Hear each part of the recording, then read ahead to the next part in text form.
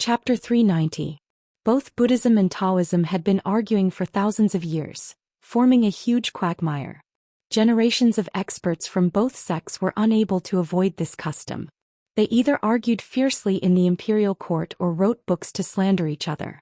Each and every one of them had to crawl and roll in this quagmire several times. Very few could be recognized by later generations as someone who could emerge from the quagmire without being tainted. In the past 100 years, there was a white-robed monk who traveled to the West in search of scriptures. Only then did the awkwardness of the three sects of the current dynasty, with Confucianism first, Taoism second, and Buddhism last. Unfortunately, when the concept of epiphany appeared in the world, it was a huge blow to the white-robed monk in the two Zen temples. This tall monk once jokingly said that the conflict between Buddhism and Taoism was like two old farmers in a village fighting for water to irrigate their fields. The water source was the same, but the amount of water was limited. Whoever stole more water and swindled more water into their fields would have a better harvest.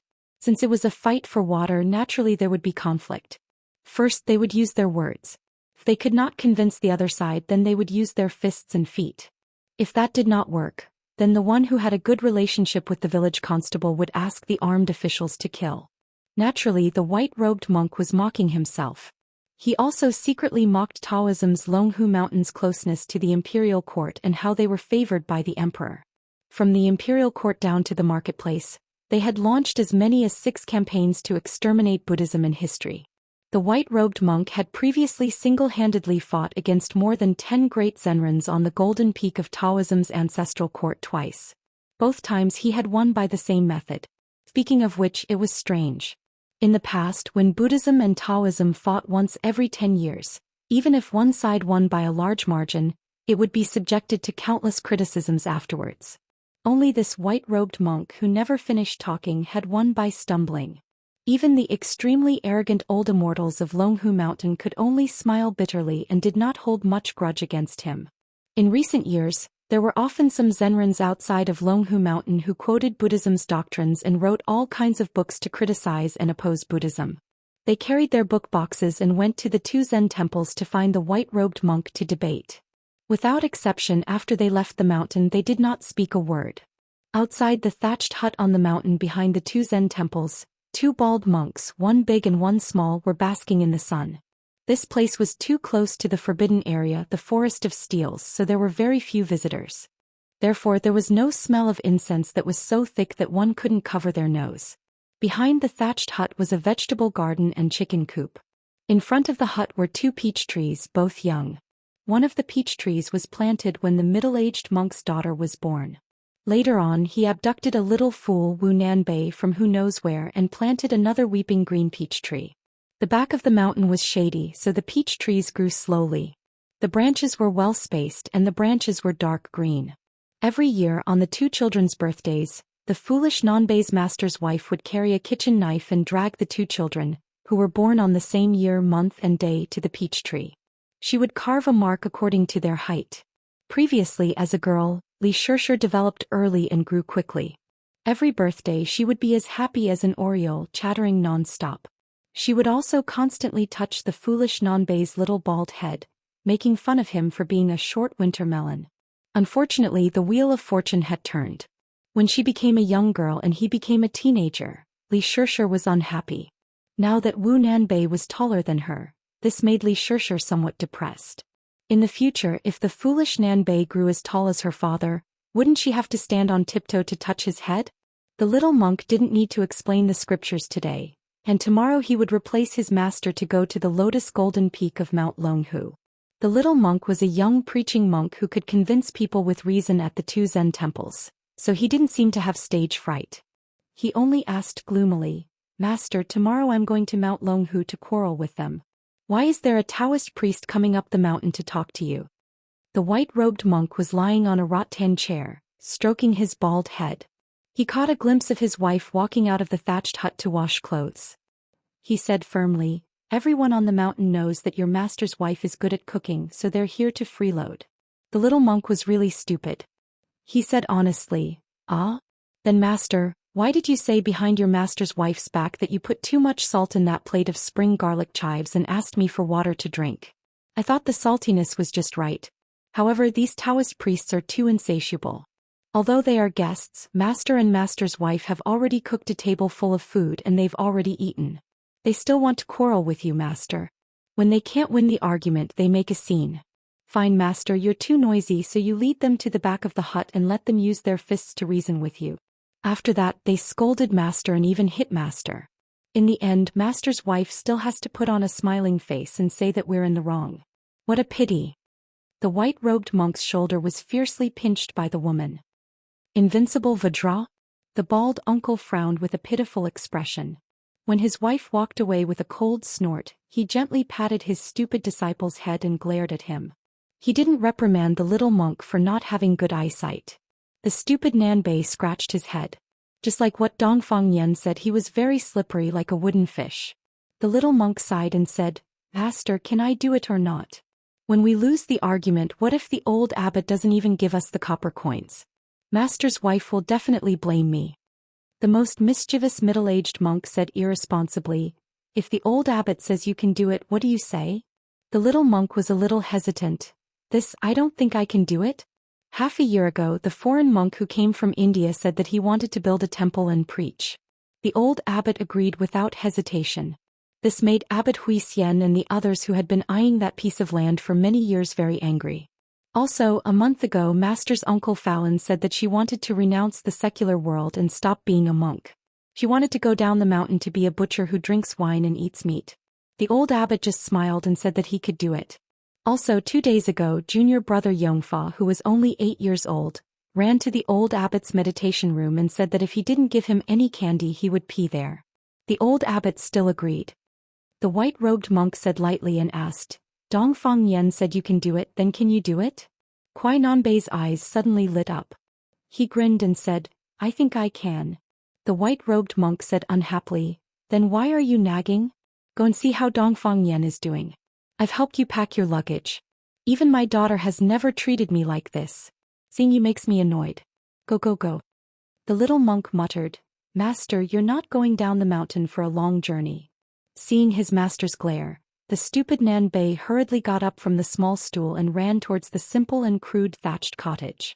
As he ran, the 2 wide sleeves of his kasaya, which had been cleaned by his master's wife, fluttered slowly, not stirring up any dust.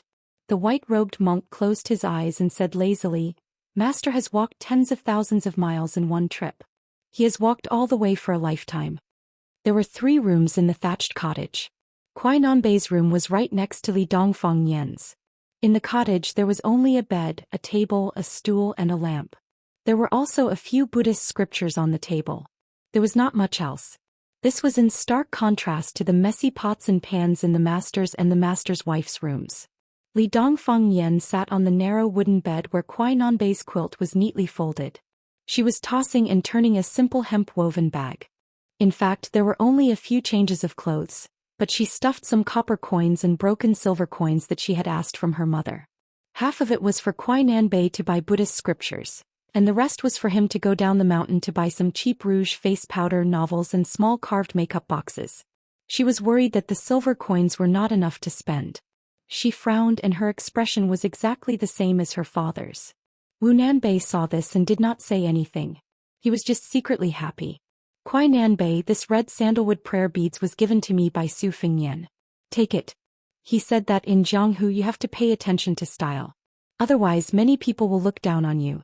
I already said that I'm lending it to you, not giving it to you. Master will not be happy if he sees it. You usually don't even let him touch it. Because of this, Master has already charged His Royal Highness several hundred times in the account book. Kuai Nanbei, do you want it or not? Yes. Chapter 391. When you're away from home you have to save some money, understand? Here's some silver in the bag. If you don't have enough money to buy books, then buy less rouge and face powder.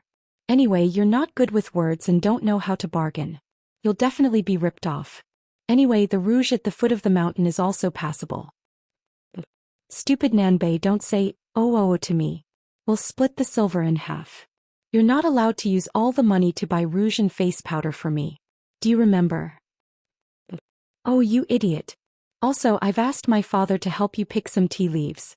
When you reach Mount Longhu, you have to give more gifts and smile when you see people. The monks from our family have to be as magnanimous as my father. But if you get beaten up, don't be stubborn. Quickly run home. Tell my father and he'll help you vent your anger. Okay, I know what to do. There's one more thing. Don't forget.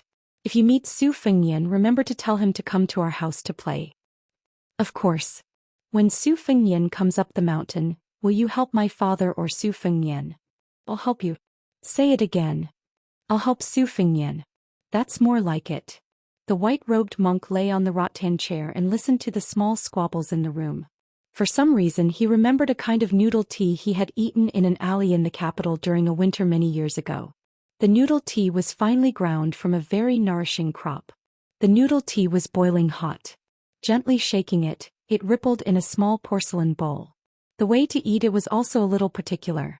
One's mouth had to stick to the edge of the bowl and slowly drink it. In this way the noodle tea would not burn the tongue when it entered the mouth. The noodle tea in the bowl would also not turn cold early, and all the internal organs would be warm. There were icicles hanging under the eaves of the streets and alleys, but after drinking this bowl of noodle tea, one's body and heart warmed up as well. Of course, what made him feel the most warm in the cold was the woman sitting beside him. Perhaps she was not that good-looking, narrow-minded and a little unruly, but in the vast world, in the vast sea of people in such a large capital city, there were hundreds of thousands of people. He did not see His Majesty the Emperor, nor did he see the nobles and officials. He only saw her. Since he already worshipped Buddha more than many people, he had a clear conscience and was worthy of the 3,000 strands of worry that he had shaved off. He only felt that he couldn't bear those reverent gazes that treated him like a god. Thus, when he drank the noodles tea with her and when she paid the bill, he blushed a little. Daily necessities like rice, oil, salt and simple meals. Very good. His wife said that there were too many shameless women in the capital, so she forbade him from going there again. If he didn't want to go, then so be it. The white-robed monk smiled and opened his eyes to look at the sun in the sky. He muttered to himself, "We're all old now." The woman hanging the clothes had sharp ears and said angrily, "Which family's little vixen is shamelessly trying to seduce you again?" The abnormally tall monk hurriedly got up and ran to help dry the clothes. He said with a smile, "Wife, let me do it, let me do it." Li Shitu, who had finished tidying up the luggage, stood at the door and looked at her loving parents. She thought about how her mother snored loudly in her sleep and how her father, who was kicked out of bed every 2 to 3 days, didn't mind at all. The little girl suddenly felt a little sad. Would Su Fengnian like a girl like her? The little girl's eyes reddened and the corner of her mouth was full of girlish sorrow. "Stupid Nanbei, I know you won't be able to meet Su Fengnian when you go down the mountain." The little monk panicked. "Then I won't go home after I go down Mount Longhu. I'll go to Beiliang to find His Royal Highness, okay?" Li Shitu smiled through her tears and rolled her eyes. "Forget it, I'm a heroine. I don't care about this." The little monk laughed foolishly. The white-robed monk shook his head and sighed. Why did he take in such a disappointing and stupid disciple? The woman smiled knowingly. "It's good that Nanbei isn't like you." That night the little monk, stupid Nanbei, slept soundly as usual. On the other hand, Li Shitu, who had nothing to do with her, tossed and turned. She couldn't fall asleep and only managed to fall asleep very late. In the early morning, an extremely senior 100-year-old monk personally came to the thatched cottage at the back of the mountain to welcome the preaching monk to the hall of great strength. The old abbot with snow-white hair and beard led the way. Some of the old fellows in the temple who were in closed-door training also came out. There were at least 300 to 400 big bald heads and kasayas gathered in the square, not to mention the many little bald novice monks hiding in the distance to join in the fun. It was a grand occasion that only happened once in 10 years. If Li Shitu saw this scene, she would roll her eyes. When she was young, she liked to count how many bald heads there were while listening to the monks chanting sutras. However, counting the days and months of the year was not an interesting thing. Fortunately, Li Shitu slept late and did not get up yet. The white-robed monk and the little monk Wu Nanbei did not dare to wake her up. This girl who dreamed of becoming a heroine had a bad temper when she woke up. Even the little monk's master's wife did not dare to touch her, let alone their family of 4 who had the least status in Jianghu. Moreover, Wu Nanbei was afraid that he would not be able to bear it and would be laughed at or angry if Li Shitu saw it. The sea of people automatically separated. The little monk with clear eyes and the lazy white-robed monk walked side by side. The old abbot, who was known for being a good person, walked down the stairs with a smile. When he saw the little monk, he liked him from the bottom of his heart. The old abbot was about to speak when he saw the sea of people separated again. He looked up and saw a little girl who was the oldest in the 2 Zen temples running over. She was crying while running. The stupid master's wife stopped at the edge of the square with a helpless look. The girl ran to her father and the stupid little monk who grew up with her childhood sweetheart. She cried all the way until her eyes were swollen. She probably fell down while running too fast and was covered in a lot of dust. She grabbed the corner of the little monk's kasaya tightly and said sadly, "Stupid Nanbei, I had a nightmare." Even though the big bald heads present were all eminent monks who were famous in the world, they all laughed kindly at this scene. The white-robed monk and the old abbot looked at each other and sighed slightly at the same time. Li Shitu held the little monk's kasaya tightly, afraid that if she let go she would not be able to hold on to it anymore. She would not be able to see this stupid Nanbei who was supposed to be with her forever. She was heartbroken and choked with sobs. "I dreamed that you died and became Buddha. You said you were going to the West and would not talk to me anymore. I called you Wu Nanbei. I said I would not call you stupid Nanbei. I even told you to call me Li Zi and Li Shitu. But you ignored me and still left. Nanbei, I dreamed that you were standing in front of Bailiang. I was standing on the city wall and could only look at you. In front of you were a dense horde of terrifying cavalry.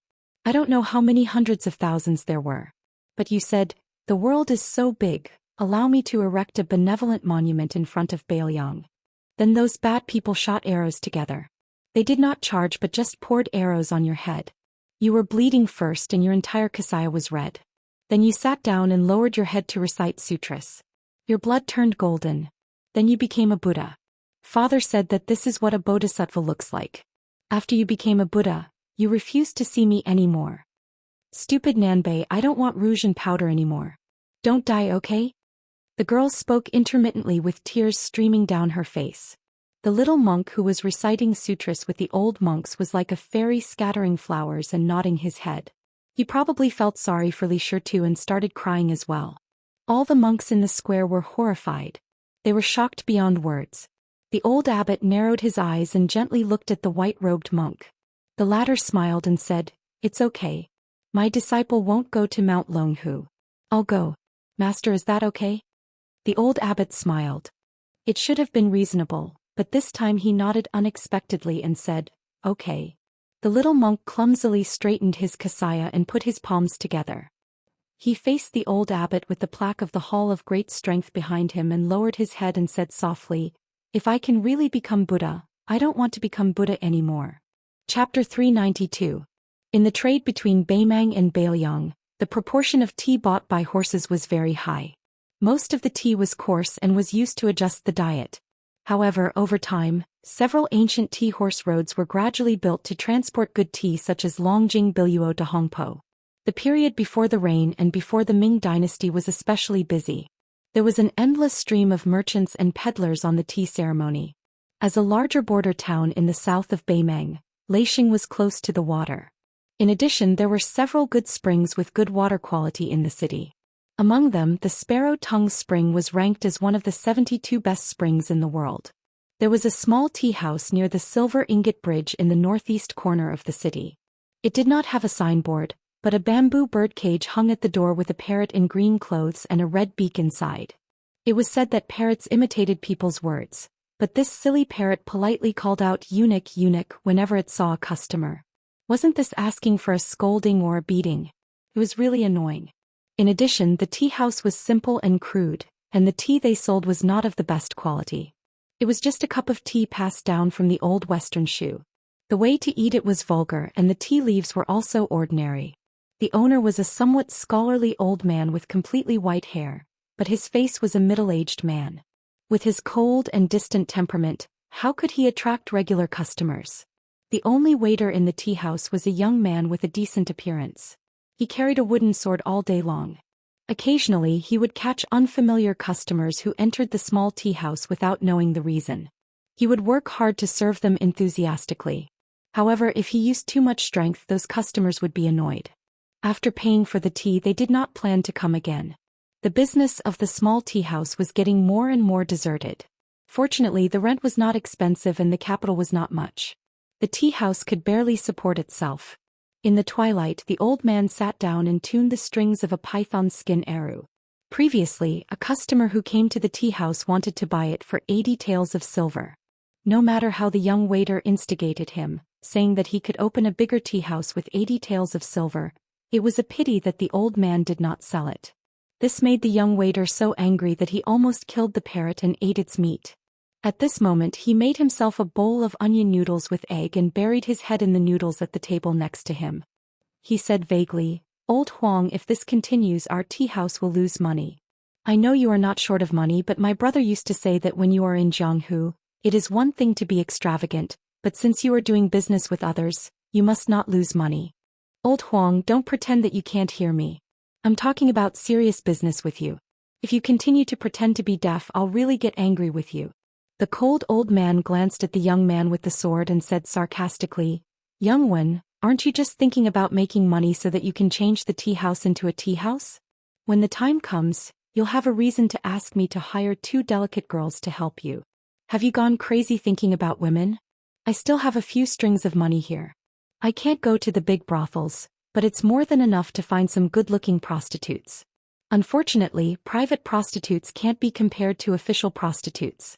I can't give you AF * King Red Packet." The young man with the surname Wen slammed the big bowl on the table and said angrily, "Old Huang, what are you talking about? Am I that kind of person?" The old man smiled playfully, "Young man, you've grown up. You dare to slam the table in front of me. Believe it or not, I'll throw you into the palace of Beimang and let that old woman have a change of taste." The ugly swordsman with goosebumps smiled flatteringly, "Old Huang, you and I depend on each other for survival. Harmony is the most important thing. Are you hungry? I'll go and make a bowl of onion noodles for you. Are you hungry?" The old man didn't buy it. He waved his hand and said, "Go and bring that idiot into the house." The young man quickly finished the noodles and licked the bottom of the bowl. His face was still full. He went to the door and took down the bird cage. Along the way he wanted to teach the parrot some new tricks. When he said "Grandpa," the parrot replied "Grandpa." When he said "Grandpa," the parrot still said "Grandpa." He was so angry that he scolded "Grandpa," but the parrot still said "Grandpa." The young man who was cursed "Grandpa" 3 times reached into the cage and taught the bird a lesson. The green parrot fluttered and lost a few feathers. The old man said helplessly, "This idiot is already 60 years old. It doesn't have many feathers to lose. Why are you sulking with an animal?" Throwing the bird cage on the table, the young man changed several sitting positions but still felt uncomfortable. He simply took a bench. According to old Huang's strange saying, he put his head and feet on the bench, his body was suspended in the air, his hands were folded behind his head, and he stared at the ceiling in a daze. This used to be a roast goose shop, so the ceiling was dirty and greasy. The young man sighed and said, "Old Huang, I'm very depressed now. Why don't you tell me more stories about Jianghu? I love it." The old man had a bad temper. He said angrily, "I have nothing to say." The young man was a scoundrel. If the mountain didn't listen to him, then he would go. His eyes suddenly became warm and he said to himself, "I know old Huang is an experienced Jianghu person, so you must have a lot of interesting things hidden in your stomach. You like to rot in your stomach. If you don't want to say it, then don't. Anyway, I, Wen Hua, am also a man with a story. In the past, when I wandered the Jianghu with my brother, 2 men, young fellows' buttocks could make pancakes, so it was not easy for me to fall asleep at night. What should I do if I couldn't fall asleep? When we talked, we always talked about women. My brother was good-looking, so I was very jealous. Usually, when I went to the village to ask for water, if I knocked on the door, those annoying women would all lose their chastity as soon as I glanced at them. Don't talk about giving water, they would close the door as soon as they opened it. Hey, when young Su went, he was like a wolf or a tiger, pulling and pulling. Don't talk about giving water, they even wanted to give him their bodies. This matter can't be blamed on young Su. Every time I saw a pretty young woman, I would tell him. At that time, I thought that young Su had probably never eaten pork before, but he had seen pigs run. His tone was really arrogant, saying that this was not good and that was not good. It made me choke with anger, so I told him that sooner or later he would make a name for himself by practicing the sword. Then he would find a good heroine to be his wife and piss him off. Old Huang, guess what the result was? He said that no matter how beautiful the women in this world were, they still had to eat, drink, and defecate. Do you think that those high and mighty fairy sisters in the Jianghu also had to fart? He patted the dust off his thigh and lay down on the bench again. He continued. He said that I couldn't be nervous when I saw a woman, otherwise I would be a bachelor for the rest of my life. Last time when I was rushing to Bailiang, I saw her and my palms were sweaty. Later I had an idea and thought of young Su's words, so I wasn't nervous anymore. But when I thought of the scene of her farting, I laughed until I was a little silly. I reckon that I didn't leave a good impression on that fairy sister. This is probably what young Su meant when he said that bear's paw and shark's fin can't stay in the same bowl. Later I met young Su by the lake. When we were defecating together, he gave me a trick that was even more ruthless. He said that if I was still nervous, don't be afraid. Just imagine the fairy sisters defecating in the toilet. Damn it, at that time I almost sat down in my own shit. An old man raised his head and nodded. A little interesting. Chapter 393. Originally, in the minds of the young Murong siblings, the king of Bailiang was just an empty title. In the distant Bailiang border, behind him was a vast number of armored cavalry. 300,000? They couldn't imagine what kind of number this was. Such a great vassal king who was privately called the second emperor should be a terrifying and ambitious person who could shake the entire dynasty with a stomp of his foot. However, it originally had nothing to do with them. That was until Murong Wuzhu and Murong Tonghuang arrived at the Bailiang Palace and stayed in the Wutong Garden. Borrowing His Royal Highness' influence, they ate at the same table with Tu several times.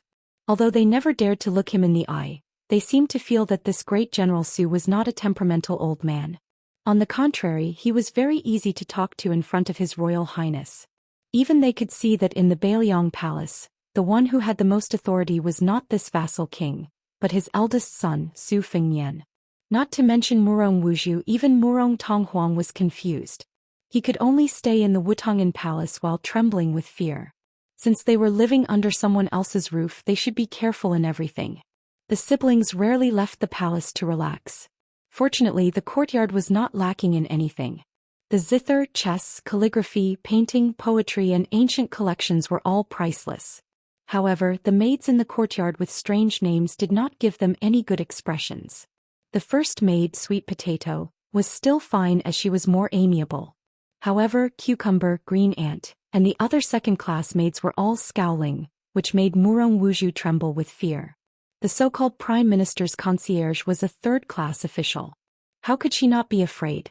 However, Murong Tonghuang was relatively more unyielding. He was justified in borrowing books and zither from the maids. What made Murong Wuzhu feel relieved was the arrival of a Qingzhou woman who also lived in Wutong Garden. It was said that this Qingzhou woman named Lu Qingyan came from a prestigious family. Her ancestor was a pillar of the dynasty and her father, Lu Dongjiang, was already a county chief. She brought a young servant with double pupils into the manor. After meeting His Royal Highness, the young man with the strange double pupils went to the border. These rumors spread very quickly in Wutong Garden, but it was only spread in this courtyard. If it was said that the Murong siblings could not afford to fight and hide, then this woman from a first-class wealthy family would fight with the maids. The stubborn maid, Cucumber, always said strange things about the turtle dove occupying the phoenix's nest. When His Royal Highness was here, the women still maintained a harmonious appearance on the surface. However, when His Royal Highness left, the situation changed. A room full of women, all of them were good at killing people without spilling blood. It seemed that they were more powerful than hundreds of flying swords. Murong Wuzhu admired Lu Qingyan very much. There were a few times when she timidly watched from afar and listened to her soft voice, but it could make people feel suffocated. She heard that in the future she might be the first concubine of His Royal Highness. Murong Wuzhu thought that only such an intelligent and fearless woman was worthy of being the concubine of Bailiang. The king of Bailiang walked into Wutong Garden alone. Other than Sweet Potato, the other maidservants stood at a distance and did what they were supposed to do. This was the old rule. Sweet Potato did not accompany them. To them, if they wanted to live comfortably in Wutong Garden, the most important thing was not to do something but to not do something. Su Xiao went directly to His Royal Highness's room. He did not sit down but walked and stopped. It seemed that he was helping to pack up some small objects. The room was very spacious and the light was good. Even though it was filled with a dazzling array of treasures, it did not seem cramped. In the evening, the desk by the window was covered with the afterglow of twilight. It was a warm light yellow. Zhou Xian stretched out his calloused hand and slowly slid it along the edge of the desk. After he stopped, there was no movement for a long time. He seemed to have thought of something and smiled gently. He withdrew his hand and put his hands in his sleeves. He faced the window and looked out the window. Zhou Xian turned to look at the slender and elegant Lu family's maidservant standing at the door. He waved his hand and smiled. "Xian, you've come. Come in and sit. Talk with uncle." Lu Dongyan entered the room. After Zhou Xian sat down, she picked up an embroidered stool and sat down in a slightly reserved manner. Zhou Xian smiled and said, "Uncle is busy. I haven't been a good host recently. When you go back, don't talk about uncle in front of Lu Zhuge." Lu Dongyan shook her head and smiled. "I won't." Zhou Xian laughed loudly. He paused and fell into his memories. He sighed and said, "I remember the first time I came to the capital to meet the emperor. It was Minister Lu who treated me with respect and brought me, a young martial artist, to the throne room. Could be said that we walked together. At that time I was puzzled. Why would a second-rank minister of the Ministry of Personnel be willing to walk side by side with a sixth-rank military officer who had just received a promotion? Didn't he think it was beneath him? Now Uncle Su understands. I've long heard that Shang Zhuge knew some prophecies. It seems that he has been waiting for this day. If I had known at that time, I would have had the guts to curse him for being a sly old fox." Only now did Lu Dongyan know of such a relationship. She pursed her lips and smiled. Her eyes were pure and did not reveal too much awe or curiosity. Zhou Xiao's tone was milder. He said, "Uncle Su has heard some things in Beiliang. You've just arrived in Beiliang, and Wen Tai and Hong Lingshu, these two old fellows, are already making a ruckus in the capital. Jian, I remember that when you were young you often visited their homes. Those two old fellows really don't care about old friendships at all. The old one bullies the young one when he can't. They've lived for so long, but the more they live, the more backward they become. These years in Qingzhou, if it weren't for Lu Zhuge holding the fort, there wouldn't have been any Green Party, let alone Bai Yan's mischief. But then again, we're all family. If the old minister had clenched his teeth and held on, although the Green Party could have survived for a few more years, your Lu family would have been completely suppressed by Wen Hong. If the old minister hadn't completely given up on the Green Party that he had created, he definitely wouldn't have let you come to Beiliang. As a result, the Green Party has already lost its last breath." Lu Qingyan whispered, "Ancestor said that at his age he's already enjoyed all that he could. It's time to seek fortune for his descendants." Zhou Xian finally smiled. He nodded and said, "I like old minister to be an honest person and speak the truth. To be honest, uncle has never had much malice towards the Green Party. They want fame, fortune, power, and official positions. They are straightforward and throw everything and everyone on the scale. They will buy and sell as much as they weigh. They are never ambiguous. It's actually not hard to deal with such people. Old Wen and Old Man Wen haven't learned the good things from Zhang Julu and Gu Jiantang in the capital, but they have learned the bad things from them. The Green Party originally didn't have any capable auxiliary talents and strategic strategies. How can the Green Party, which is not united, withstand a few disturbances from others? It's a pity that they will fall apart if they are distracted." Lu Qingyan naturally didn't dare to speak. Chapter 394. Zhou Xian said self-deprecatingly, "Why am I telling you this? Uncle originally wanted to chat with you about daily life. Alas, when people get old they become muddle-headed." Lu Qingyan blinked her eyes and said softly, "Uncle Su, can you tell me about His Royal Highness when he was young?" Zhou Xian made a subtle gesture of waving his hand, but it was not to reject the Lu family girl's suggestion. Instead he withdrew the hidden loyalist. Only then did he smile at Lu Qingyan and say, "Once you start talking, I don't know when you'll stop." Lu Qingyan smiled brightly and said, "I'll wait until Uncle Su says he's tired." Zhou Xian waved his hand and was clearly in a good mood. He smiled and said, Come, sit closer and talk. Uncle likes to nag about this. When Feng Yin was here he didn't allow me to talk about it. Uncle usually couldn't find anyone who was willing to listen to these things wholeheartedly. Coincidentally, I found you this girl just right." As time passed, Lu Qingyan realized that Uncle Su was actually a very talkative old man. When he talked about the interesting and embarrassing things of His Royal Highness when he was young, his sparse gray eyebrows were full of doting and pride. At this time, Uncle Su was no different from the benevolent ancestors in his family. When he talked about the promising descendants in his eyes, he was reluctant to use a harsh tone. During this time, the head maidservant, Sweet Potato, brought in a food box filled with exquisite pastries and thirst-quenching fruits. The old man talked enthusiastically without any airs. Several times he personally peeled sweet oranges for Zhou Xian. His Royal Highness's residence was not lit by candles. There were many mysterious mechanisms on the beams of the room. Sweet Potato's movements revealed many inlaid luminous pearls. The room was as bright as day. The key was that the light was gentle. If one stayed in it for a long time, it would not make one feel tired. Zhou Xian did not see the ordinary luxuries of Bailiang Palace that people imagined, but she saw Bailiang's foundation and boldness in countless details. It wasn't until Sweet Potato handed over a beautifully embroidered velvet cushion that Zhou Xian saw the warmth in the eyes of this first-rank servant girl and the slight curl of the lips of the plump beauty. She knew that at this moment she had reluctantly integrated into Wutong Garden. As the sky darkened, Su Xiao finally stood up. He did not want Zhou Xian to see him off. He walked straight out of the house. When he reached the courtyard, he called for Sweet Potato. The two of them walked towards the entrance of the courtyard together. Su Xiao said calmly, "My original intention was for you to go with Feng Yan so that there would be someone to take care of you. However, he didn't agree, and secondly, this courtyard can't do without you." Sweet Potato said softly, "Blue bird." There was a trace of helplessness in Su Xiao's tone. He smiled and said, "This stubborn girl. She knelt for an entire night. When I nodded, she took the instant spear and went out. Even now, I don't dare to tell Feng Yan about this. I'm afraid that I'll be scolded badly." Sweet Potato smiled. Of all the servant girls in Wutong Garden, she was the closest to the king of Bailiang. Other than the father and son, no one else knew that she was the death warrior left behind by the Wang Fei. Su Xiao sighed softly and said, "After Jihu left, you're more like Feng Yan's older sister." Sweet Potato was about to speak when Su Xiao waved his hand and said, "You and the Lu family girl are the same kind of people. In the future, take care of her. Bailiang's environment is completely different from Qingzhou's. No matter how smart a girl is, she won't be able to adapt in a short time. We can't just transplant a good Qingzhou peony into Bailiang's soil and not do anything about it.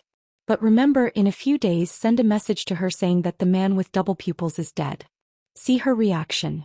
If she passes this hurdle, then you and Chu Lushan will begin to prepare for her marriage into the Su family. If she doesn't pass, then treat it as if she doesn't have the life to be a secondary Wang Fei." Sweet Potato nodded. Su Xiao walked to the door of the courtyard and asked with a smile, "Do you think that after this king's conversation with her today, she will become arrogant, or will she remain unmoved? You are a woman and understand a woman's thoughts better." Sweet Potato hesitated and then shook her head and said, "This servant doesn't dare to speak nonsense." Su Xiao didn't make things difficult for the head servant girl of Wutong Garden and walked out of the courtyard alone. In Wutong Garden, Zhou Xian should have been filled with joy, but her hands and feet were cold. Even she didn't know why. Su Xiao came to Tidehark Lake to relax and saw Princess Jing and Pei Nanwei sitting in the pavilion in the middle of the lake. There was also Xu Xiu, who was inseparable from this Wang Fei according to his orders. The two women were separated by a dozen paces. Xu Xiu's duty was to observe Princess Pei's words and actions. For a truly skilled disguise, the appearance was the art and the mind was the art. Only when the art and the art were combined could the art be considered successful. Pei Nanwei's laughter, anger, and stupor, her frown, her pursed lips, her shock, Xu Xiu had to remember all of it. At first, Pei Nanwei was disgusted by the observation of this Bailiang retainer. However, Xu Xiu wanted Princess Pei to reveal as much of her true feelings as possible. She didn't care if Pei Nanwei was angry or not. In Bailiang Palace, what kind of Wang Fei was a Princess Jingyan? Later on, Pei Nanwei completely ignored Xu Xiu. For some reason, when she came to this sinister Wang Fu that the court and Jianghu feared, she actually felt at ease and lived in an elegant garden by the lake. His Royal Highness was meticulous and had people get a few mu of reeds so that they could enjoy the scenery when they opened the window. Although it couldn't compare to the endless reeds outside Xiangfan City, Pei Nanwei, who was pretending to be calm and indifferent, only revealed a hint of joy on her face. No matter how big the reeds were, they were not hers. No matter how small the reeds in Bailiang Palace were, His Royal Highness had clearly said that they were hers. Zhou Xian walked into the pavilion in the middle of the lake. Zhou Xian had already silently knelt down. Pei Nanwei hurriedly stood and curtsied. She said softly, "This commoner greets Great General Su. No need to be so courteous." Zhou Xian joked, "You and that sissy Zhao Heng. This king will have to be reversed. You will be king of Jing and he will be Princess Jinghan." Pei Nanwei's face was bitter. Zhou Xian didn't sit down. He said, "Pei Nanwei, in the future there will be no restrictions on you entering and leaving the Fu." Pei Nanwei unconsciously stood and curtsied again. She respectfully said, "Thank you for your grace, Great General." Zhou Xian smiled and walked out of the pavilion. He muttered, "This daughter-in-law of yours is too well-mannered." Pei Nanwei's face was stunned and then her face flushed red. Zhou Xiao's eyes were full of envy. Zhou Xian leisurely strolled back to his room. Other than his 2 sons and 2 daughters, no one else would enter this place. Even if Qin Jibao and his other foster sons had something to report, they would only speak outside the door of the courtyard. They would then go to the nearby anecdote pavilion to discuss important military matters. There was only one loquat tree in the courtyard. In the night, Zhou Xian stood under the tree, lost in thought. He returned to the not spacious and luxurious room. It was simple and plain. There were 2 clothes hangers in the outer room. Zhou Xian bent down and pulled out a chest from under the table. When he opened it, he didn't find any rare treasures, but a chest full of cloth shoes. Zhou Xian took out a pair of half-sewn cloth shoes and a needle and thread box. After lighting a candle, he skillfully bit the needle, wrapped the thread around his finger and began to sew the shoes. Not far away there were 2 clothes hangers. One was a general's armor, and the other was a king of Bailiang's official robe. Outside the window there was a loquat tree in the courtyard. It was planted by my wife the year she died. Now it is as tall as a pavilion. Chapter 395. When His Royal Highness first started practicing his bladesmanship in Wudong, he regretted not having done so earlier. He thought that he should have let the men of sacrifice raised by the prince's mansion fight each other. Only then would he be able to see real killing methods and not some flashy moves that looked like the flash of a sword. Letting the horse gang leader Song Diao and Xiao Chong fight each other was not only to let the latter die with everlasting regret, but also to let His Royal Highness see the wonders of the flying sword swallow spiral. Back then on the Xiangfan official road, Song Diao had used the flying sword to force His Royal Highness to use it. Later on, His Royal Highness had used the flying sword to scare Song Diao. It could be considered an impromptu idea, but fortunately, it was not too embarrassing. Su Fengyan's impression of Song Diao was not bad. He was scheming, patient, and knew when to advance and when to retreat. However, what Su Fengyan appreciated the most was the words he said before he died. Perhaps it was because of this that Su Fengyan truly saw Song Diao in a new light. Song Diao had said that his second brother was a rare kind person on the border, and was Song Diao not the same? After Su Fengyan walked far away, he spat out a mouthful of blood and hurriedly covered it in his palm. A short sword flew out of his sleeve and was carefully nurtured before he quietly put it away. After drinking blood to form a sword embryo and nurturing a spiritual root with spiritual qi, a flying sword could be considered a preliminary success. The sword embryo had to be good, the sword nurturing had to be good, and the sword controlling had to be strong. Only when all 3 were present could the flying sword be used to kill people. Su Fengyan could use the flying sword to scare people but definitely not to kill people. Su Fengyan came in a hurry and left leisurely. He thought of the time when he went on a raid with Yan Qiji's daughter, Yan Donggu, on a snowy night. After killing a group of saber training dummies, he even gave her a large ferocious mask. If he said that His Royal Highness deliberately showed off in front of the cold beauty, he would have wronged His Royal Highness. If he did not use this method to talk to Su Xiao, given Su Xiao's tight control over Bailiang, Yan Qiji would not have been able to go out of Bailiang, let alone become a member of the royal family and become a member of the royal family, let alone become a member of the royal family. Apart from Li Hanlin, who turned over a new leaf and fought for military merits in the Bailiang army, the other 2 actually went to the royal family and had to stand on the opposite side of Bailiang with their families. It was a great irony.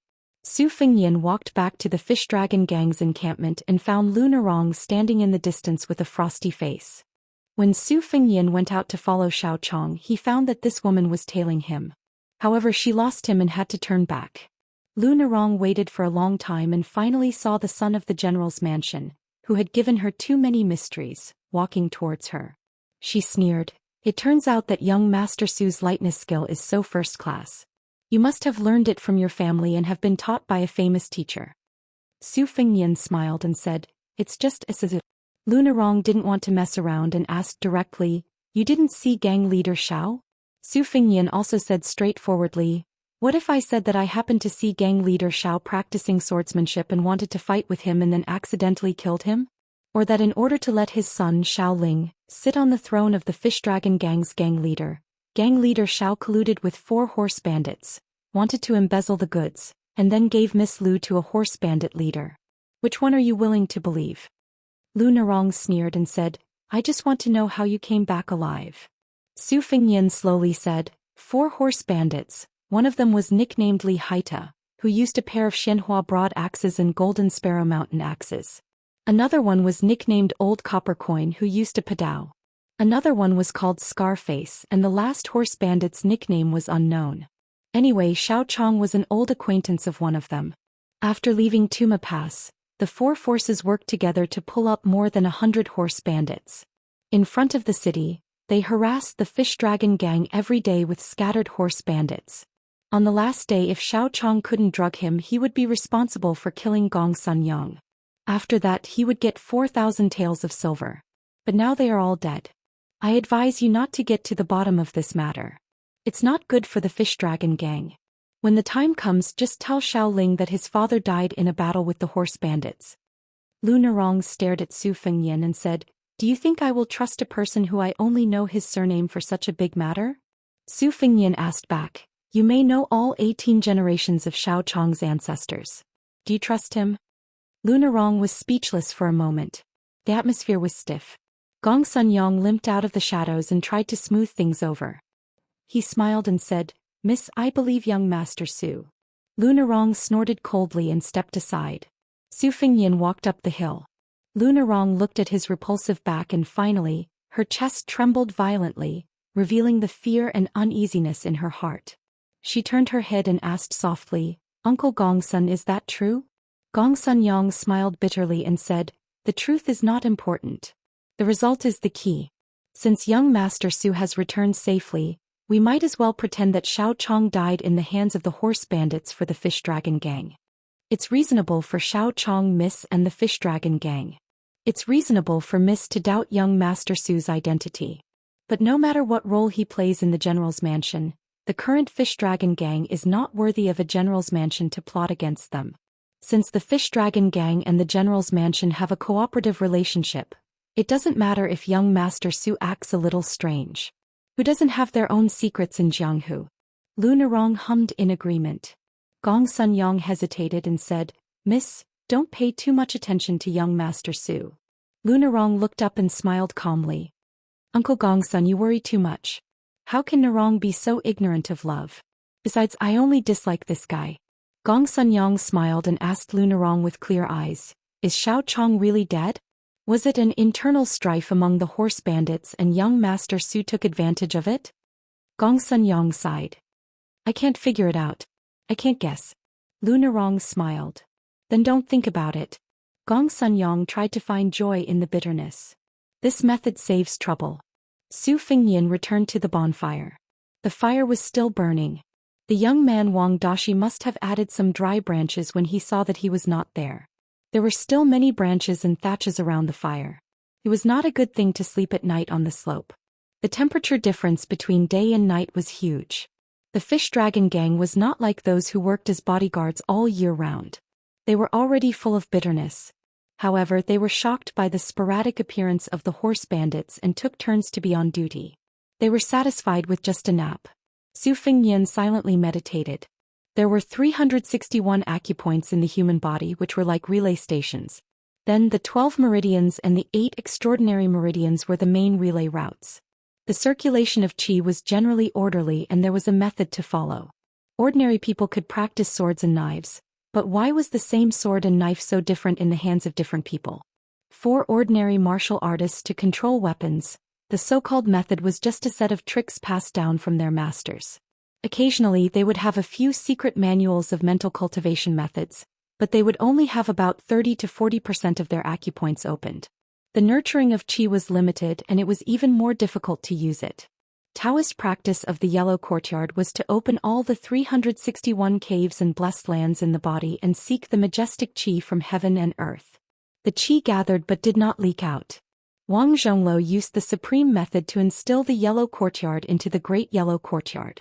After losing 4 parts of the Yellow Courtyard, even if Su Fengyan was cautious and clumsy, he had to lose another part. Only half of the Yellow Courtyard was used for his own use, but it had already brought Su Fengyan close to the Vajra realm. Now Su Fengyan still had 6 acupoints closed. No matter how he breathed according to the unique formula and used the yin and yang to nourish his muscles and bones, he could not break through that layer of window paper. This was already the biggest achievement that the old man with the sheepskin fur coat had obtained under the premise of a few hundred moves of the 2-sleeved green snake tempering. Wang Xinji's knife manual did not elaborate much on the moves. Instead, it listed many obscure and even unreasonable qi circulation trajectories. Most of them went against common sense. However, after Su Fengyan verified it in private, he suddenly saw the light when old sword god Li used the embroidered winter knife to explain the sword will and sword moves at the bow of the ship. The more brilliant a sword move was, the more complicated the qi circulation would be to support it. Practice makes perfect. Ordinary people only saw the moves of experts that were played down but had the power to destroy cities and shake mountains. However, they did not know the difficulties and hardships of cultivation. Li Chungang once claimed that he was at the peak of his prime, and his qi circulation could instantly travel 300 miles around his body. Therefore, there was a saying that a sword immortal's move would travel 10,000 miles and be absorbed in 8 extremities. How terrifying was this? Su Fengyan opened his eyes and exhaled a murky breath. He mocked himself. It seems that if one's algebra is not good enough, unless one has a talent that only appears once in 100 years, one will not be able to become a martial arts giant. His Royal Highness raised his head and looked at the bright starry sky. He said seriously, killing 6 second-ranked experts, 2 King Kong and 1 Xianxia. Can you do it? Su Fengyan lowered his head and looked at the simple and unadorned spring thunder knife. He laughed and said, "It's still easier than snatching the top 10 beauties in the world and turning them into decorative vases." His Royal Highness fell backward and lay on the ground. He made a face at the starry sky and closed his eyes. He muttered, "How's the sky?" Chapter 396. I can't bear to see a beauty grow old and a hero past his prime. As long as Su Xiao is alive, I won't send my troops south. I won't let Su Xiao's reputation be tarnished. Bah. When Su Fengyan opened his eyes and saw the white sky, he couldn't help but laugh when he thought of the conversation between the Beimang Empress and Su Xiao. It couldn't be called a war of words. The northern Mang royal court would always leak out some rumors from time to time, and the empress, who was over 50 years old, had never concealed her special feelings for Su Xiao. There were rumors that the empress had secretly visited the Liang dynasty when she was young and had met Su Xiao once. There were even rumors that they had an earth-shattering, short-lived marriage. The officials of the 2 dynasties were skeptical of the former, but naturally very few people believed the latter. It was mostly spread in the marketplace and countryside. No matter how much the court officials of the current dynasty disliked Su Xiao, they all scoffed at the rumors. Of course, Su Fengyan didn't believe it even more. He slowly stood up, stretched, and shook his head. When he turned around, he saw Wang Dashi jogging over. Along the way, he secretly crossed his fists in front of his chest to strengthen each other. Unfortunately, it was only a rough embryonic form and he was still thousands of miles away from reaching a higher level. After seeing Su Fengyan, Wang Dashi whispered, "Guest Gongsun said that Boss Xiao found a few bandits on horseback last night and attacked them with his sword despite being stopped. We don't know when he will be back. Miss said to wait for half a day. If he doesn't come back, we will have to go to Luqing first." Su Fengyan smiled and asked, "You left the dead branches for me last night. Aren't you cold?" Wang Dashi's honesty was immediately exposed. He blushed and said, "There are many rules in our faction. Moreover, the master may not teach you real skills. He often says that he will wait a few years before he can settle down. You will forget after a while. When the time comes and you ask about it shamelessly, the master will say that you won't be able to accomplish anything in a few years and that you are not a talent that can be cultivated, so he will put you aside. In the end it's because I didn't give you enough money. Su Fengnian couldn't help but laugh. You're actually not that stupid. The young man scratched his head and blushed. He mustered up his courage and said, Young Master Su, you're different from those masters who only want to pocket money. Su Fengnian, who never rejected flattery, laughed heartily and said, Good taste. The members of the Fish Dragon gang gathered in groups of 3 to 5 and looked at Wang Dashi with all kinds of eyes. Some despised the coward Wang Dashi for being too flattering, some envied their junior fellow apprentice for being on the general's mansion's boat, and some wondered why the descendant of a general surnamed Su was so happy to talk with Wang Dashi. Generally speaking, those who were young and impetuous would not be nice to this young Master Su. Those who were older and had experienced some things in the Jianghu seemed to be reserved. But in fact they still hoped that young Master Su would take the initiative to exchange a few pleasantries and give them a way out. They would then squeeze out a smile and try to get close to him. Unfortunately, this young man surnamed Su was too arrogant. He even ignored them when they were almost at Lusheng. This made many of the members who hoped to form a good relationship with the general's mansion angry. Su Fengnian glanced at the members of the Fish Dragon gang. When we return to Lingzhou, you won't have a good life. The young man forced a smile. His smile was slightly bitter, but he didn't have the confusion and fear he had before.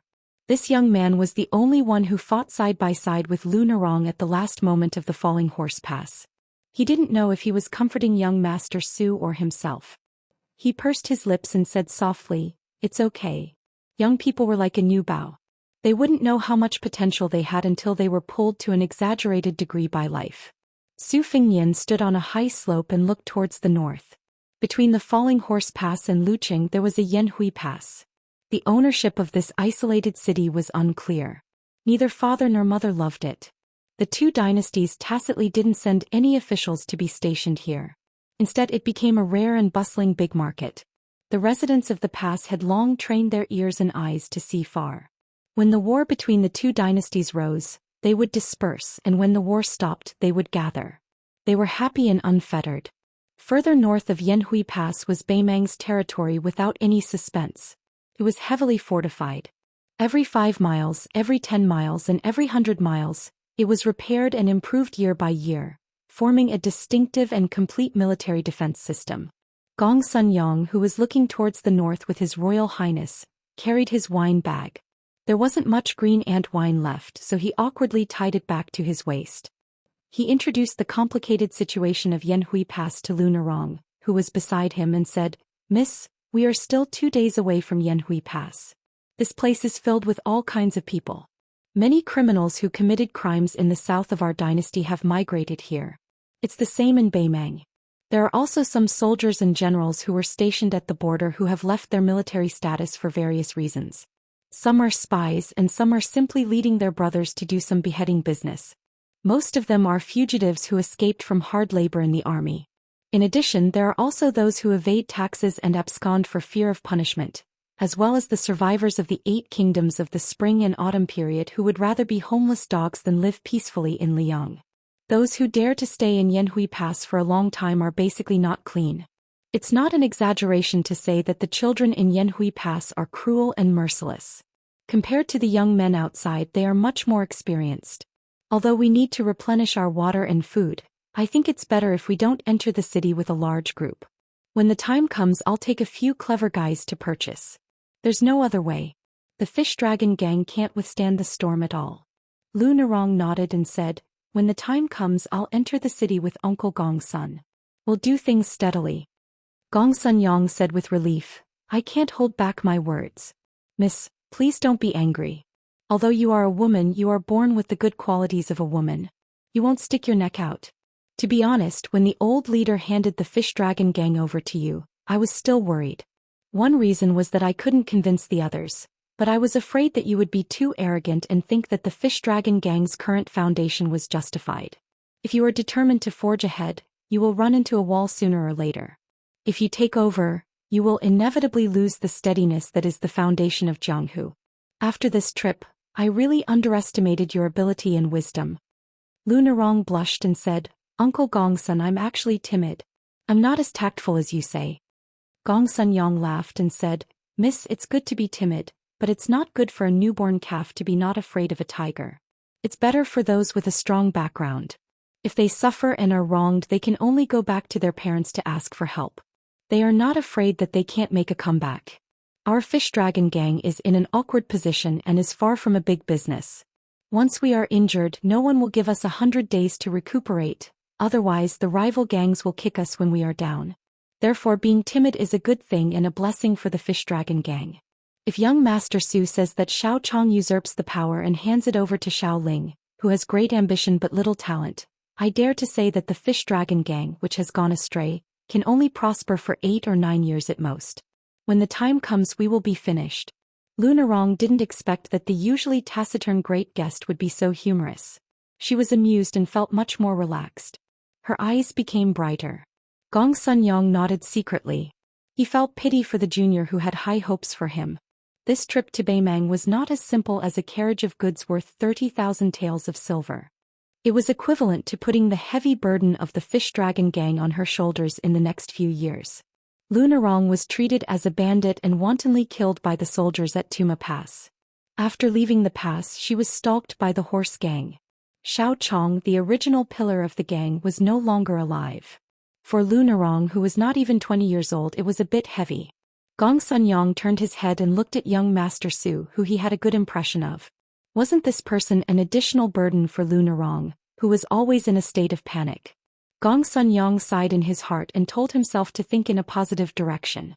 This experience was destined to be an immeasurable life fortune for Lunarong. Lunarong wrapped her arms around her knees, bit her lips and looked into the distance. She attracted the attention of many young men of the fish dragon gang, but she was indifferent. Chapter 397. Afternoon, they left for the north after filling their stomachs. Only Su Fingyin, Lunarong and Gong Sunyong knew that Xiao Chong, who was fighting alone, would definitely not show up. When they were going down the slope, Su Fingyin noticed Lunarong's complicated look, so he didn't bother to respond. In the past, when he gave a polite smile, his good intentions were treated as ill intentions. Why bother to be cold to someone? Thinking of this, Su Fingyin subconsciously glanced at Lunarong's but a few times. Her heroic spirit, cultivated from years of practicing martial arts, covered up the charm that a woman should have. But if you looked carefully, you would find that Lunarong's body was quite chewy, and her pair of long legs were especially tight and elastic. However, Su Fingyin just wanted to take advantage of the fact that no one was paying attention. In this desert where there was no village or shop, any woman was a priceless treasure, let alone an outstanding woman like Lunarong. The sun was scorching and the heat wave hit their faces. The members of the fish dragon gang were all sweating profusely. Lunarong rode on the horse, sweat dripping down her cheeks from time to time. Only Su Fingyin breathed in and out continuously. His precious big yellow hull, which was like a gift from heaven, made his whole body cool down. Wang Dashi, who was beside young Master Su, reduced the heat a lot. The young man didn't realize that he had taken advantage of young Master Su. He was only focused on silently reciting the formula of the fist technique. Young Master Su said that the clumsy bird flies first and hard work makes up for it. Although Su Fingyin rode the horse leisurely, he didn't slack off at all. Other people practiced martial arts by racking their brains to take a shortcut to the realm, but His Royal Highness did the opposite. He specifically chose the most complicated meridian flow chart in the knife manual to regulate his breath. Other people preferred simplicity and he preferred complexity. Only when the qi blocked and caused the chest to feel uncomfortable, would he leisurely exhale a mouthful of stagnant qi. Inexplicably, the essence of the knife manual that Su Fingyin was practicing was actually a detailed description of Li Chuangong's sword qi rolling dragon wall, which was named Open Shoe Style on the manual. What a good sword qi rolling dragon wall. The qi in Su Fingyin's qi flowed wildly, as if thousands of sword qi were twisting his heart and lungs. Fortunately, His Royal Highness's face was as usual. Su Fingyin's qi didn't stop, but he narrowed his eyes and looked into the distance. A vigorous figure appeared out of thin air from a high slope. After jumping down, his feet stirred up a cloud of dust. Then he rushed forward rapidly, paused for a moment, turned slightly, and crashed into the team of the fish dragon gang that was vaguely in front of them. The group of people was stunned. What was even more shocking was that in just a few breaths, dozens of figures also jumped down from the high slope. The first 10 or so people landed gracefully, but the later ones who were not good at lightness skill fell flat on their faces. After rolling on the ground, they didn't care about their manners and continued to rush forward. Looking at the situation, it seemed that these 30 or 40 people were chasing after the man who was about to rush into the Fish Dragon Gang's formation. Lunarong and Gong Sunyong didn't dare to act rashly. They only saw that the newcomer was an old man in a gray robe with an aquiline nose. He touched the ground several times with the tip of his foot and instantly approached the team of the Fish Dragon Gang. He jumped high, took out a yellowed book from his arms, and threw it to a member of the Fish Dragon Gang who was sitting on a horse. The old man laughed and said, "Grandsons, Grandpa won't play with you anymore. Whoever has the ability can take this Qingfu sword embryo classic." "What green sword?" The member of the Fish Dragon Gang who was thrown a secret manual at him for no reason, caught it subconsciously. He was confused. But when the old man flew past, he turned around and saw all the Jianghu masters with red eyes. They all rushed toward him. The weapons in the hands of several impatient leaders reflected dazzling brilliance. The man suddenly trembled and finally realized that he was holding a hot potato. Without saying anything, he threw it to the gang members beside him. Damn it, what an unexpected disaster. The guy who was caught in the crossfire was smarter. He shouted, "Wang Motzi, you catch it," and threw it out. The third guy who caught it did the same. He didn't even look at the secret manual and threw it out with all his strength. Lunarong was so ashamed that she couldn't bear to watch. It was really shameful. The young man, Wang Dashi, saw the secret manual flying towards him and was stunned. Just as he was hesitating whether he should catch it or not, a shadow appeared above his head. Then he saw the secret manual land in young Master Su's hands and was thrown back to the crowd. A secret manual was thrown high in the air. The 30 or so mad dog-like figures all had extraordinary skills. Those who jumped into the air fought with those who were also in the air, while those who were on the ground and had no time to jump into the air did not stay idle either. They began to fight at close range. The crackling sounds of fighting were very pleasing to the eye. The members of the Fish Dragon Gang were moved by the sight and sighed that they had seen so many experts in one go. This trip to Northern Mang was really worth it. In a few moments, 3 or 4 people were lying on the ground motionless. They were all trying to kill. After the initial stage of fishing in troubled waters, a handsome swordsman in his 20s successfully grasped the martial arts secret manual that he had been dreaming of. Immediately, 6 of his allies who were also sword users retreated and formed a strange sword formation with the handsome young man to defend against the enemies. Su Fengyan narrowed his eyes. Turned out to be a rare chessboard sword formation. It could turn into a conical formation that could easily cut the opponent's body when attacking, and a Tianyuan formation that could be used to defend. It was very likely that this swordsman was from the chess and sword music school in Beimeng. Su Fengyan wanted to remind these masters that the secret manual was probably fake, but he hesitated and gave up. He was about to signal Lunarong to move on and not get involved in this mess. The outstanding young swordsman in white took a closer look at the cover and really threw the secret manual on the ground. He said angrily, "It's fake. What kind of legend of the ram is this?" The old man with a hooked nose, who was as cunning as an old fox, had already escaped. The old man's lightness skill was better than everyone else's. With this delay he could fly away. Lunarong watched the bustling scene and came to her senses. She wanted to leave this place, but the situation had already determined that the Fish Dragon Gang couldn't leave. Those heroes who had been chasing after the secret manual all stared at them with their eyes wide open.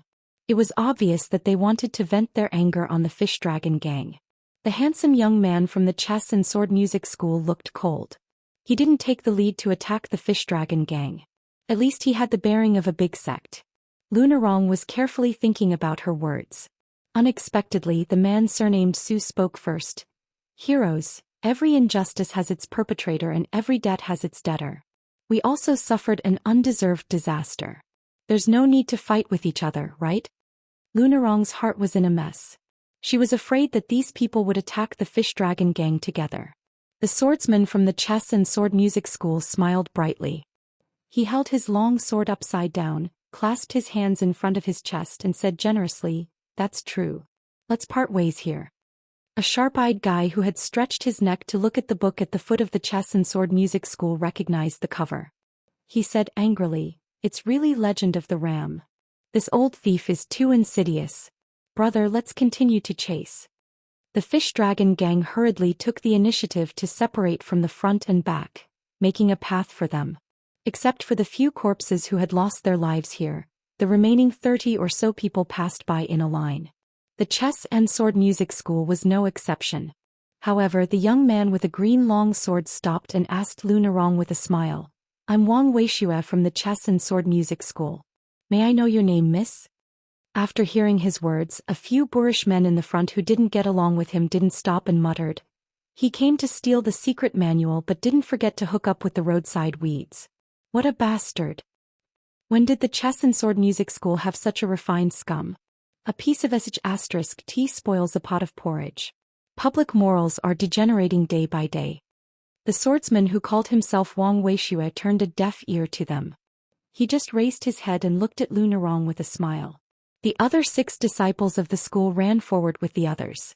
Su Fengyan smiled. That secret manual is real. Lunarong said indifferently due to etiquette. Lunarong from Lingzhou. The swordsman saw the crowd go away from the corner of his eye. He stopped smiling and walked to the secret manual unhurriedly. He bent down to pick it up and put it in his arms. Before he left, he smiled at the shocked Lunarong and said, Miss, you have beautiful legs. If I have the chance I must touch them. Then I won't waste my life. Chapter 398. When Chao Chongqing and the emperor played chess, the eunuch bent down to hold the chess box. The empress saw the ribbon of the emperor's virtuous crown fall, so she reached out to help him fasten it. The emperor took pity on the 8 dippers of chess beside him, so when he saw this he only smiled knowingly and was not angry at all. This beautiful story was passed down from falsehood. Later in the literary world, it was said that when Chao Chongqing was drunk, he directly called the eunuch by his name and shouted for him to take off his boots. This made the scholars endlessly daydream. But this was something that could only happen in the West Chu dynasty. Today's imperial court, as well as most people's Jianghu, were far less poetic and picturesque. The great literati singing the song of the great river east with an iron pipa was undoubtedly heroic and heroic. But the common people who made a living on the river day and night would inevitably spit a few mouthfuls of saliva into the river when the harvest was not good. The corpses in front of the fish dragon gang who failed to snatch the secret manual and lost their lives were just like the old saying, when the hand raises the knife, the body will be carried away. Su Fengyan quietly dismounted from his horse and went to the corpses. He squatted down and rummaged through the corpses, as if he wanted to take advantage of the dead people's wealth. Lunarong was originally a little embarrassed by the behavior of her gang members, but when she saw that the man surnamed Su did not care about the morality of Jianghu, she turned her head away. As for the words of the swordsman from the chess and sword music school, other than the shame and anger that she had to show to her gang members, her heart had already become numb. Whether it was Zhou Ziru who relied on his power to kill people, or this Beimang swordsman who relied on his astuteness to snatch the secret manual, weren't they all the same kind of people who looked elegant on the outside but were actually the same kind of people? She held a grudge against the man surnamed Su, but she accepted his straightforwardness more. At the very least he never pretended to be a bad person. The lecher from the chess, sword and music house was not stupid. Once he was done with his mouth he started to run away. However, he had only run 70 to 80 feet when he was intercepted by someone. It was the gray-robed old man with an aquiline nose who had taken the initiative to return to the danger zone. The old man had a ferocious appearance and dark purple lips. He laughed and said, Wang Weishue, in this game of cat and mouse, you're the one who used your mind the most. In the end you're too smart for your own good. After I kill you I'll take the green stallion and frame these Liang barbarians. When Wang Weishue saw the old man with a hooked nose he did not show any fear. He took out the secret manual from his chest and laughed. Old Immortal song, you must be joking. How is this cat and mouse? It is clearly a cat and tiger who overestimates its own strength. Before I left the chess and sword music school my teachers told me to just borrow it from Old Immortal song and I will return it with both hands. I will not rob it. But if Old Immortal song is unwilling to lend it to me, I will return it to its rightful owner. There is no need for Old Immortal song to do anything. It is just that everyone in Jianghu says that Old Immortal song will seek revenge for the smallest grievance. I Wang Weishue am still young so I am not sure if I have offended Old Immortal song. The old man in gray narrowed his eyes and said gloomily, since you are sensible I will not kill you. Don't worry, I will return the green nightmare to you. Naturally, I will not be calculative with you. Speaking of which, I am of the same generation as your martial uncle, the Sword of Benevolence Wang Hefei. If I am not wrong, this green nightmare, from the Wu family's sword tomb, is what your teacher with an interesting name wants. Boy, don't worry, after I understand the swordsmanship manual, I will naturally go to your chess and sword music school and exchange it with you. Don't waste my time, give it to me. When Wang Weishue saw the ruthless look in the eyes of the notorious devil, he threw out the secret manual with an extraordinary origin without hesitation. After the gray-robed old man took it, he stuffed it into his sleeve without even looking at it. He stretched out his hand again and said with a hideous smile, "My good grandson, don't test my patience. If you don't behave, I'll take your life. Even if those people are in front of me, it will be easy for me to kill you before I leave." Wang Weishue smiled innocently. He quickly took out a page torn from the Qingfu sword code, crumpled it into a ball and threw it to the Devil Dao magnate. Wang Weishue praised, "Elder Song's foresight is amazing. Little tricks can't escape the eyes of an old immortal." Wang Weishue is impressed. The old man in gray rubbed open the page. After confirming that there was no mistake, his face changed, as if he was considering whether to kill this young man from the chess and sword music school. Wang Weishue stood in place and said innocently, "Elder Song, do you want my martial uncle to come out early to talk about the old days?" The old man in gray who had regained the secret manual touched his aquiline nose, and the haze in his eyes dispersed. He laughed heartily and said, "Your grandson's temperament is quite different from the rotten wood of the chess, sword and music school. It's a pity that he joined the wrong sect. If I saw him earlier, I might have taken him in and trained him well." Wang Weishue, who lost the secret manual, was even happier. He smiled and said, "What a pity, Elder Song. It seems that I am not so lucky." The old man turned and left. His body was like an eagle and disappeared in a few jumps. Su Fengyan searched for a long time. Except for a few hundred taels of silver notes and a few porcelain bottles, he did not find a single secret manual. It seemed that these Jianghu people also knew that fighting for secret manuals was a matter of life and death, so they did not dare to take the really valuable things with them. The old man in gray who dared not to take the chess and sword music school seriously was obviously not a weak person. Judging by his lightness skill, he was firmly in the second class. If one did not have the ability to fight for such a person, one would not dare to join in the fun. Moreover, the most dangerous thing about fighting for secret manuals was to be on guard against attacks from all sides. When the spring and autumn period was still around, the martial arts world elected a leader who had both fame and strength. He led a large team of 400 or 500 people to fight against an old devil in the Finger Mystery realm. Killing the devil only cost about 100 lives. After that, ownerless treasures appeared and many people died. The leader was even chopped into meat paste by his peers. After the tragedy, there was still another tragedy. The leader's manor was turned into ashes overnight. His parents, wife, children, and servants all died. From then on, no one was willing to be the leader of the martial arts world. Wang Weishue, the Yu House swordsman who was destined to return empty-handed, slapped himself in the face in front of everyone. He then walked to the Fish Dragon gang and said shamelessly, "Miss Lu, it is fate that we met. I want to go to Luqing. Can you lend me a horse to accompany you? If you don't have a spare horse, we can share one." Lu Narong was angry. Su Fengyan stood up and said with a smile, "You can borrow my horse." Wang Weishue smiled and said, "Do you think you are worthy?" Su Fengyan smiled and ignored this swordsman from a famous family.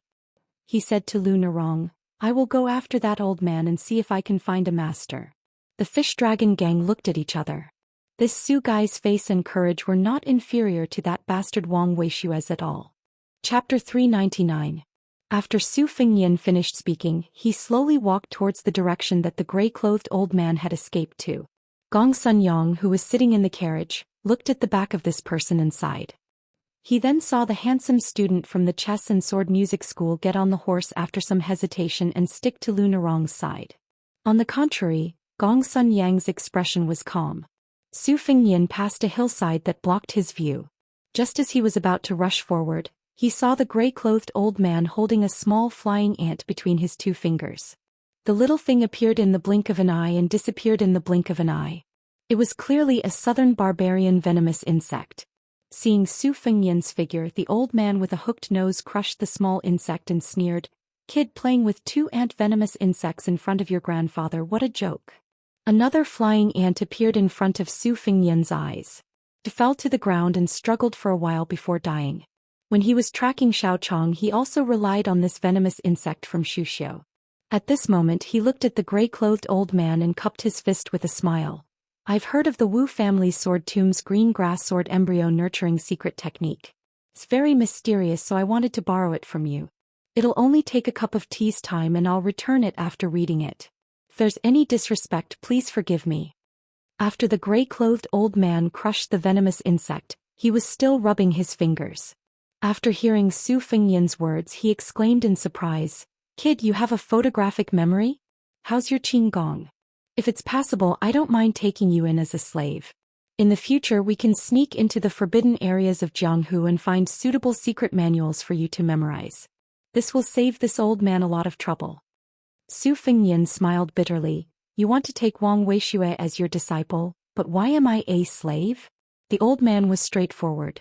A green scorpion the size of a fingernail pierced through his skin and crawled out from the back of his hand. It raised a pair of small pincers and made a hissing sound. He sneered, "That kid's father is in charge of the military and political power of Beimang's Aquarius state. You only know a little bit of witchcraft. You're too far away from orthodox witchcraft. Tell me, who do you think you are?" Su Fengyan lowered his head and saw thousands of scorpions swarming over. He said helplessly, "But Senior's scorpion goo is only an unorthodox method. It's far from being as imposing as the jade pipa of the 6 great goo kings." The tidewater scorpions trapped Su Fengyan in the middle. The gray-robed old man who had been exposed was not angry. He stopped the scorpions from moving forward and exclaimed again. This time he was really surprised. "You know about the jade pipa, a great creation immortal item? Normally, the juniors who have some skill in playing with goo would not know about the 6 great goo kings. This old man has underestimated you. I thought you were just an ordinary rich kid. I didn't expect you to be so knowledgeable. Tell me, what's your family background? If it's enough to make even me feel apprehensive, I can lend you this dark green sword manual to take a look." Su Fengyan smiled and said, "I'd better not say it. I'm afraid you won't believe me." The gray-robed old man was unusually patient. He played with the green scorpion on the back of his hand and said, "Tell me. Grandpa is different from the rest of the world. The more unbelievable something is, the more I'll believe it." Su Fengyan said, "There's a white-haired old man surnamed Chu. He was chained to his collarbone by 2 blades. He taught me how to use the blade." The gray-robed old man frowned. "This old man has been missing for many years. When Chu was roaming the Jianghu, you were still wet in your pants. Don't lie to me." Su Fengyan's face was relieved. He smiled and said, "He's back in the Jianghu." The old man's face was gloomy. After a long time he quietly took back the green scorpion. The scorpion tide also dispersed. He took out the manual and threw it out. After that he scolded, "Kid, you're lucky. I have some connections with old man Chu. I owed him a favor in the past. When I see him in the future, I'll say we don't owe each other anything." Su Fengyan wiped the cold sweat from his forehead and stretched out his hand to catch the manual. The gray-robed old man suddenly arrived. He laughed and punched the chest of this young and inexperienced kid. "Kid, you're going to die from your stupidity this time." The next moment the gray-robed old man suddenly stopped. He rolled his eyes and made a sound of surprise for the 3rd time. He only saw the young man with the blade fly out. His sleeves bulged. His punch was like a stone thrown into an ancient well. There were obvious ripples on his clothes before they finally disappeared. The young man who looked like a rich young man did not talk nonsense. He lowered his head and began to read the Qingfu sword manual. The gray-robed elder was not sure if this little guy was pretending to be exhausted, or if he was really safe and sound by some strange method. He was very confident in his cultivation, but he did not dare to chase after him. The atmosphere was very strange. Su Fengyan closed the manual and threw it back to the gray-robed old man. He smiled and said, "What a set of Qingfu sword technique. It's really mysterious." The sly old man in the Jianghu was afraid that he would die from his stupidity. When the manual fell to the ground, he realized that the kid in front of him had no intention of making a move. No matter how thick-skinned the gray-robed old man was, he was still embarrassed. He carefully bent down and picked up the Qingfu sword manual. However, he kept looking up and smiled. Kid, you have a strong inner strength. I've been catching eagles all year long. Now that I've seen the peerless sword manual, you've only taken a punch. In the end, you have the advantage. Why don't we stop here? Su Fengnian said calmly, either you held back your strength in your punch and did not kill. Seems like you do have some friendship with the white-haired old man. Or you're not in the second rank at all. You're just relying on your lightness skill and venomous insect art to make people afraid. The gray-robed old man laughed dryly. I just don't have a good blade. Otherwise, I could kill a first-rank master, let alone a second-rank master. Su Fengnian smiled and said, thank you for lending it to me. I'll take my leave now. The old man nodded and said, okay. Su Fengnian said, can you put away the green scorpion again?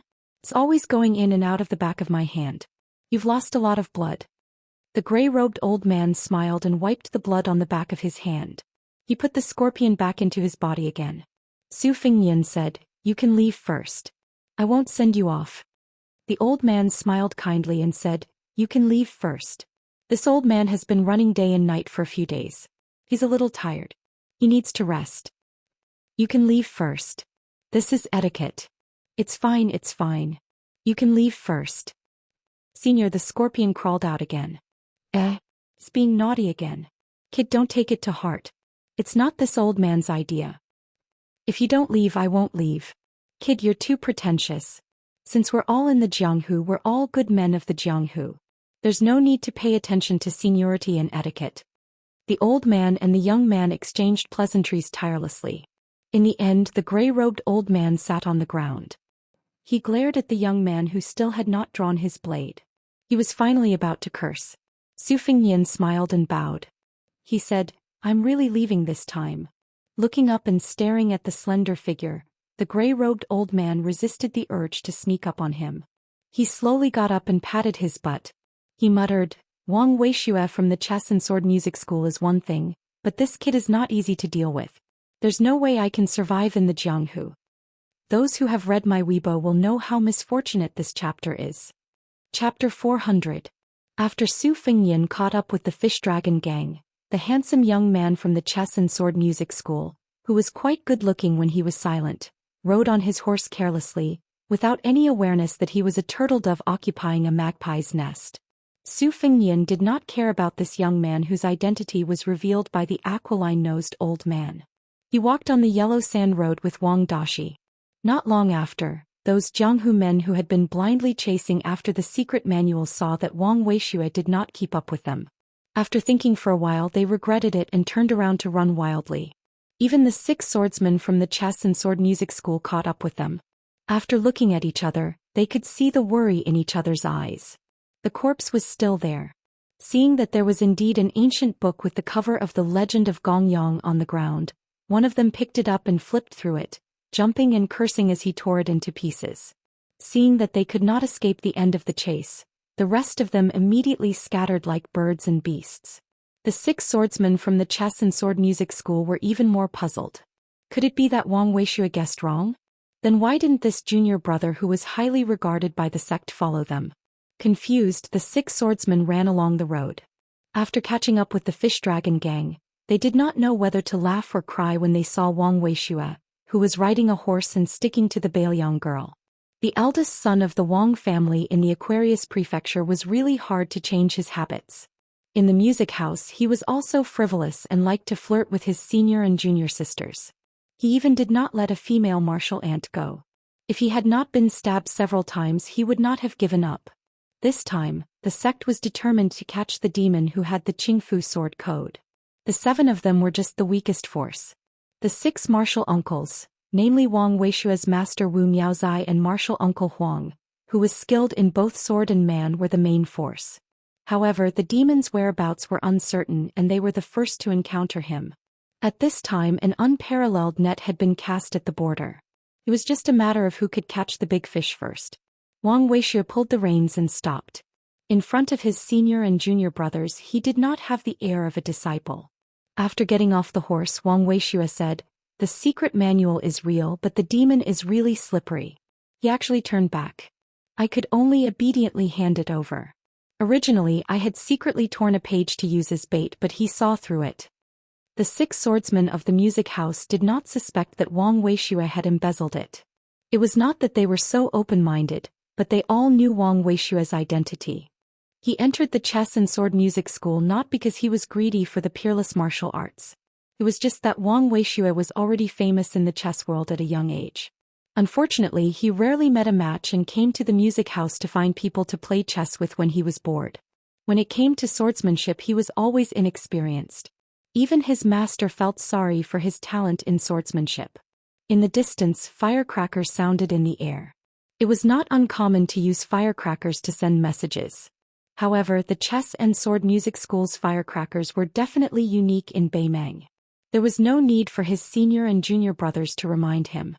Wang Weixue led the horse to Lu Nerong and said with a smile, "Can I borrow some dry food and water from Miss Lu? When you come to Beimang and run into trouble, just say that you are guests of the chess and sword music school. If there are still people who deliberately make things difficult for you, it's okay. Just say my name, Wang Weixue, and most likely everything will be fine. As for whether you say it's my sister, or my wife, it doesn't matter." Lu Nerong did not respond. She just expressionlessly asked the gang members to take out water bags and food. Wang Weixue and the 2 swordsmen took them with a smile and did not forget to bow with their swords. Their etiquette was not bad at all.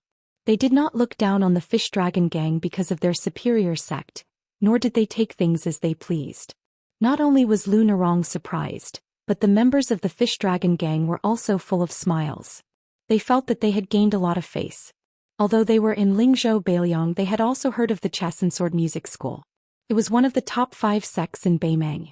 What was more rare was that this sect respected law and etiquette. Many children of the princes and nobles were willing to go to the chess and sword music school to learn from them. Compared to them, the Fish Dragon gang was not even a match for them. Wang Weixue led the horse to Su Fengnian, who was next to the young Wang Dashi. He loosened the reins and took off the priceless jade pendant from his waist. He said with a smile, "I have never been stingy. I borrowed your horse to ride for a while.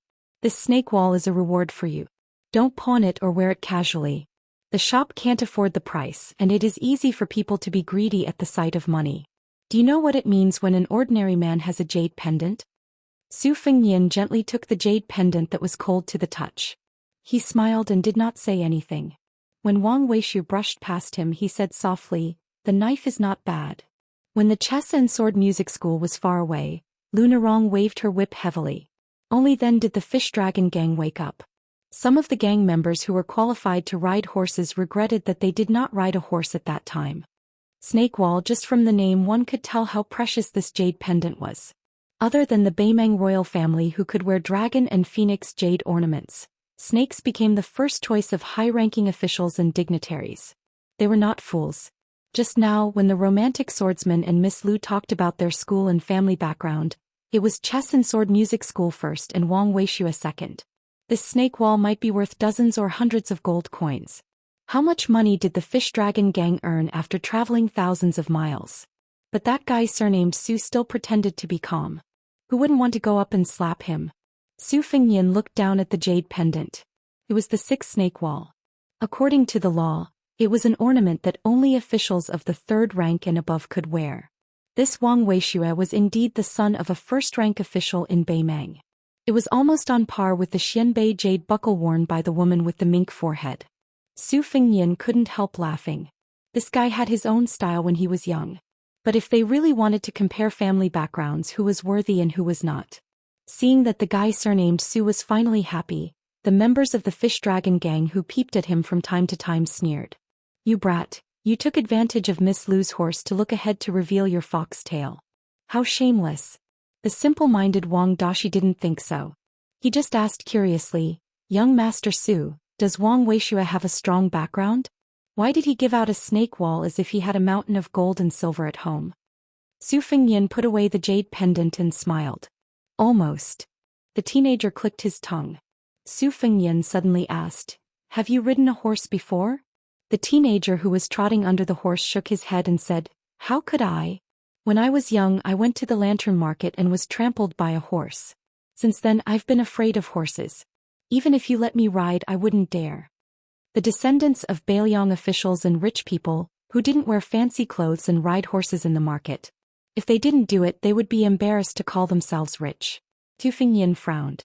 The teenager's mind was simple, but he had developed a keen perception of the surrounding atmosphere. He asked worriedly, "Young Master Su, what's wrong?" Su Fengyan shook his head and said, "I thought of something. Whether it's feasible or not, we'll see when we do it." The teenager, who had changed from awe to respect young Master Su, grinned and said, "That must be something big." Su Fengyan smiled and looked into the distance. He muttered to himself, "It's a pity that no one knows how to thank you." Under the scorching sun, the teenager was sweating profusely.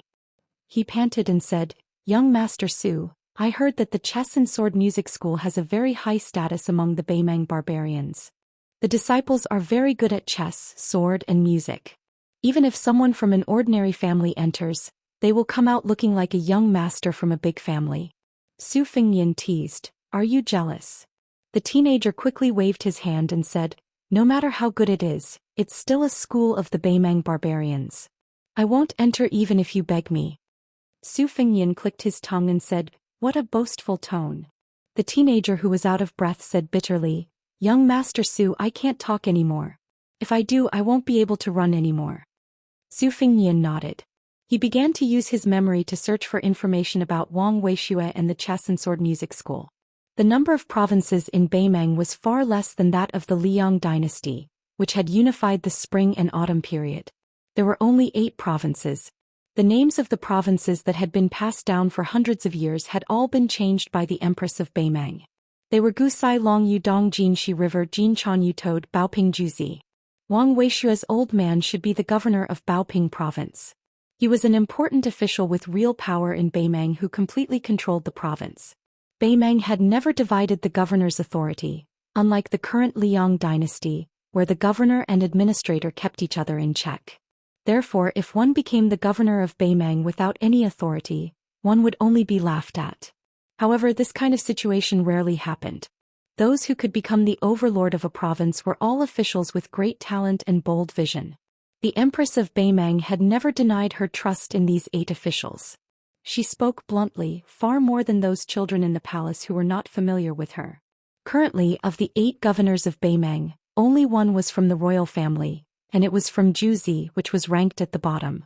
Baoping province was the only land in Beimang with fertile land that did not lose out to Jiangnan in terms of military provisions. Although its territory was not large, the governor's authority in Baoping province was exceptionally heavy. The teenager Wang Dashi said that Wuxia's family was sitting on a mountain of gold. He really hit the nail on the head.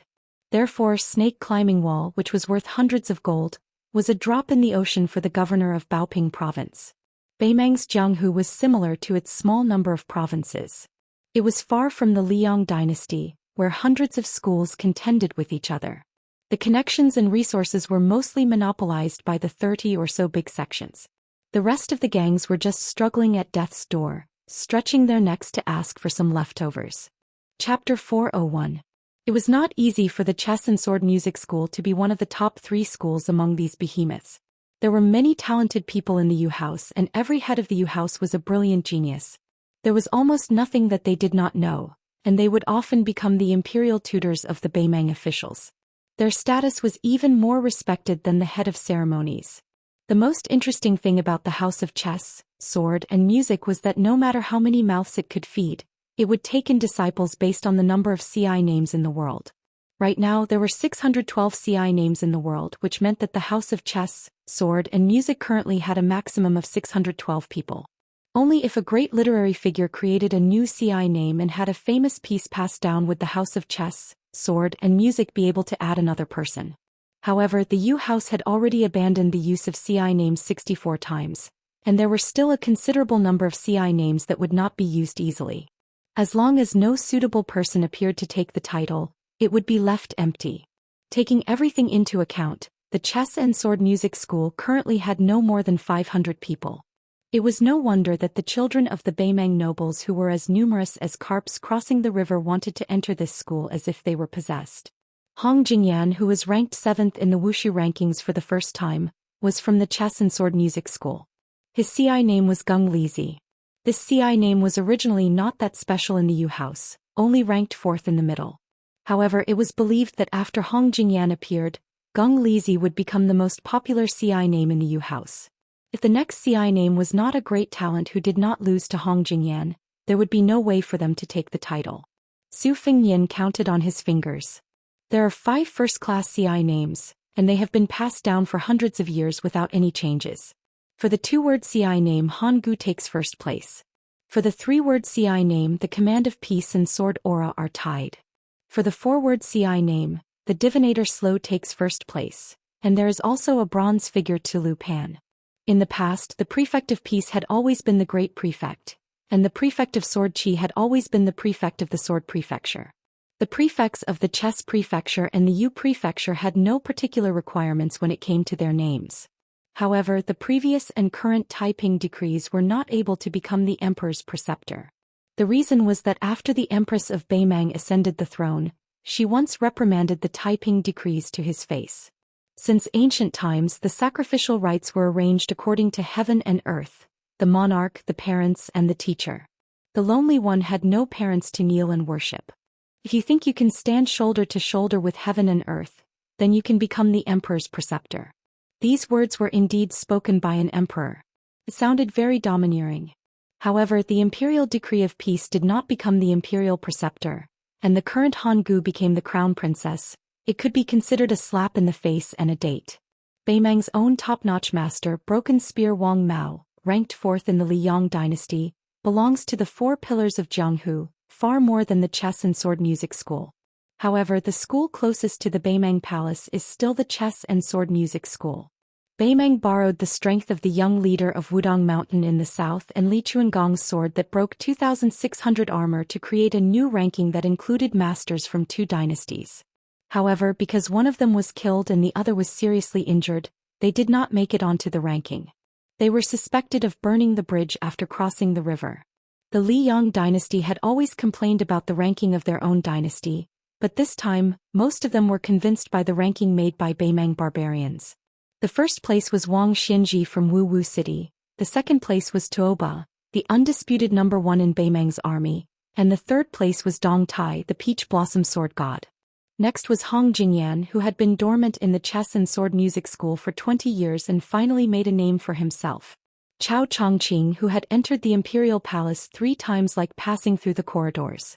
General Gu Jiantang, who had recently become the leader of the world's machete men, Luo Yang, who was the only one who dared to enter Beimang's imperial city openly, Murong Baoding of Orange State, Deng Mao, who had been defeated by Spear Fairy Wang Xiu back then, and Han Diaoxi, who was nicknamed Human Cat, ranked 10th. Each dynasty had 5 masters, and it could be said that the world was divided equally between the north and the south. However, it was obvious that Beimang's ranking was relatively lower, which was also the key to the Liyang dynasty's approval of the ranking. This kind of unbiased ranking was less exaggerated. Additionally, it was worth mentioning that at the end of the ranking, 2 saints of the 3 religions were specifically pointed out. They were Beimang's state preceptor, Daoist Master Qilin and Daoist Master Qilin. The other one was the abbot of the 2 Zen temples. Among them, Hong Jingyan, who didn't use a sword, was the pillar of the chess and sword music school. I wonder what Wang Weishua's name is. If I remember correctly, there's remembering the flute on the Phoenix Terrace in the name. Wouldn't he have to report such a long list when he meets people? Moreover, this name is really suitable for both refined and popular taste. I wonder which unlucky person has the courage to walk out of the chess and sword music school. After Su Fengyin raised his head and laughed, he glanced at Jiaoyang and murmured sadly, "Old Li, you're not on the ranking. Aren't you annoyed by this forgetful Jianghu? When you see the stubborn Jiang and I, let's see how you're going to trick her into learning swordsmanship from you. As for the bull riding guy, you bastard, why don't you stay a little longer? Martial arts is the best in the world. Didn't you always say that no matter how good you are at the top of Wudong Mountain? The only time you weren't a coward was when you tricked my sister, and I didn't even settle the score with you. In any case, let me, your brother-in-law, roam the Jianghu and brag to others, right?" When the young Wang Dashi reached out to wipe his sweat, he inadvertently saw young Master Su's side profile. He struggled to stand on his tiptoes and sneaked a glance at the girl's back, feeling melancholy in his heart. The reason for his melancholy was simple.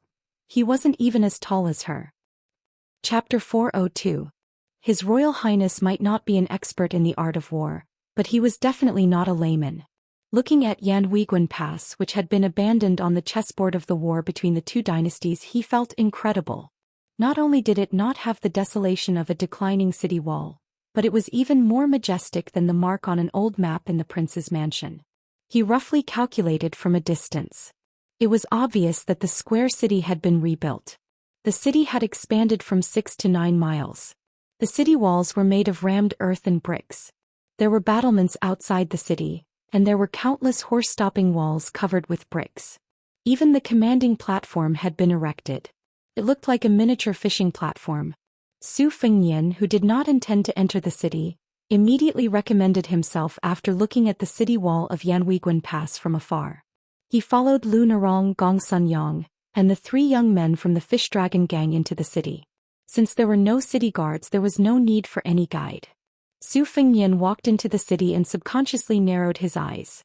The first thing he did was not look at the people coming and going, but at the Barbican, which was not built outside the city but inside the city according to the old military book. The Barbican would be built outside the city. Moreover, the inner Barbican of Yanhuiguan Pass had holes dug in the city wall for soldiers to hide. Su Fengnian had heard Li Yishan and Su Xiao talk about military affairs at the strategic level. They occasionally mentioned the improvement of the Barbican, so there was the idea of setting up the Barbican to hide soldiers. However, the inner Barbican was mostly used as a defensive posture for big cities. Yanhuiguan Pass, which was sandwiched between the two dynasties, could withstand the ravages of thousands of iron cavalry even if it had to defend desperately? Without anyone to rely on in the barren desert, isolated and without help, Yanhuiguan was a piece of chicken rib that could not be tasted good no matter how much seasoning was added. To actually spend so much money and effort, what was the intention of the mastermind behind this? Su Fengnian suddenly had an impulse to pull out the snail.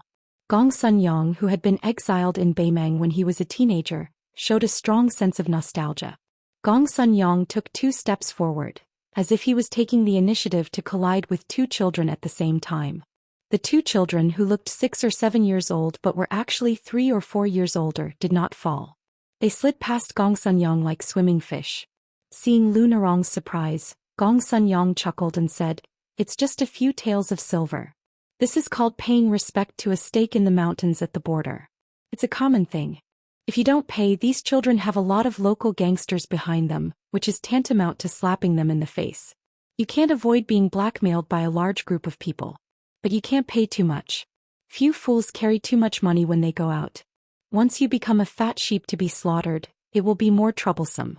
Following the direction of Gong Sunyang's hidden gaze, Lu Narong really saw a middle-aged man with a ruffian aura at the corner of the street.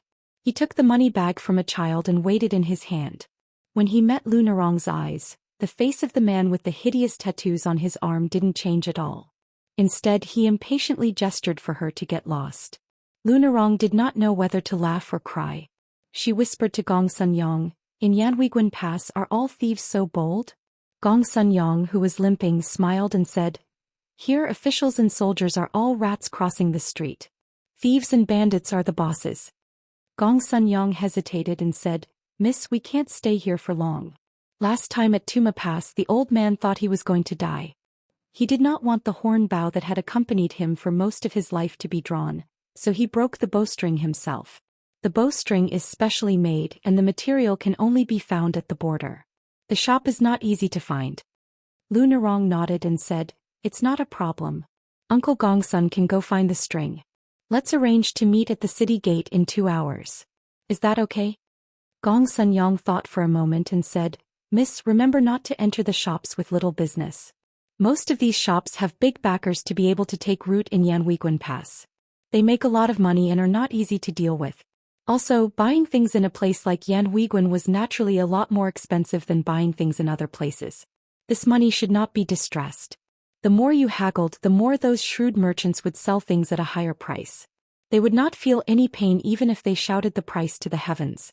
Also, in Yanhuiguan Pass, although you have to endure when you encounter big things, you must not lower your head and show your cowardice.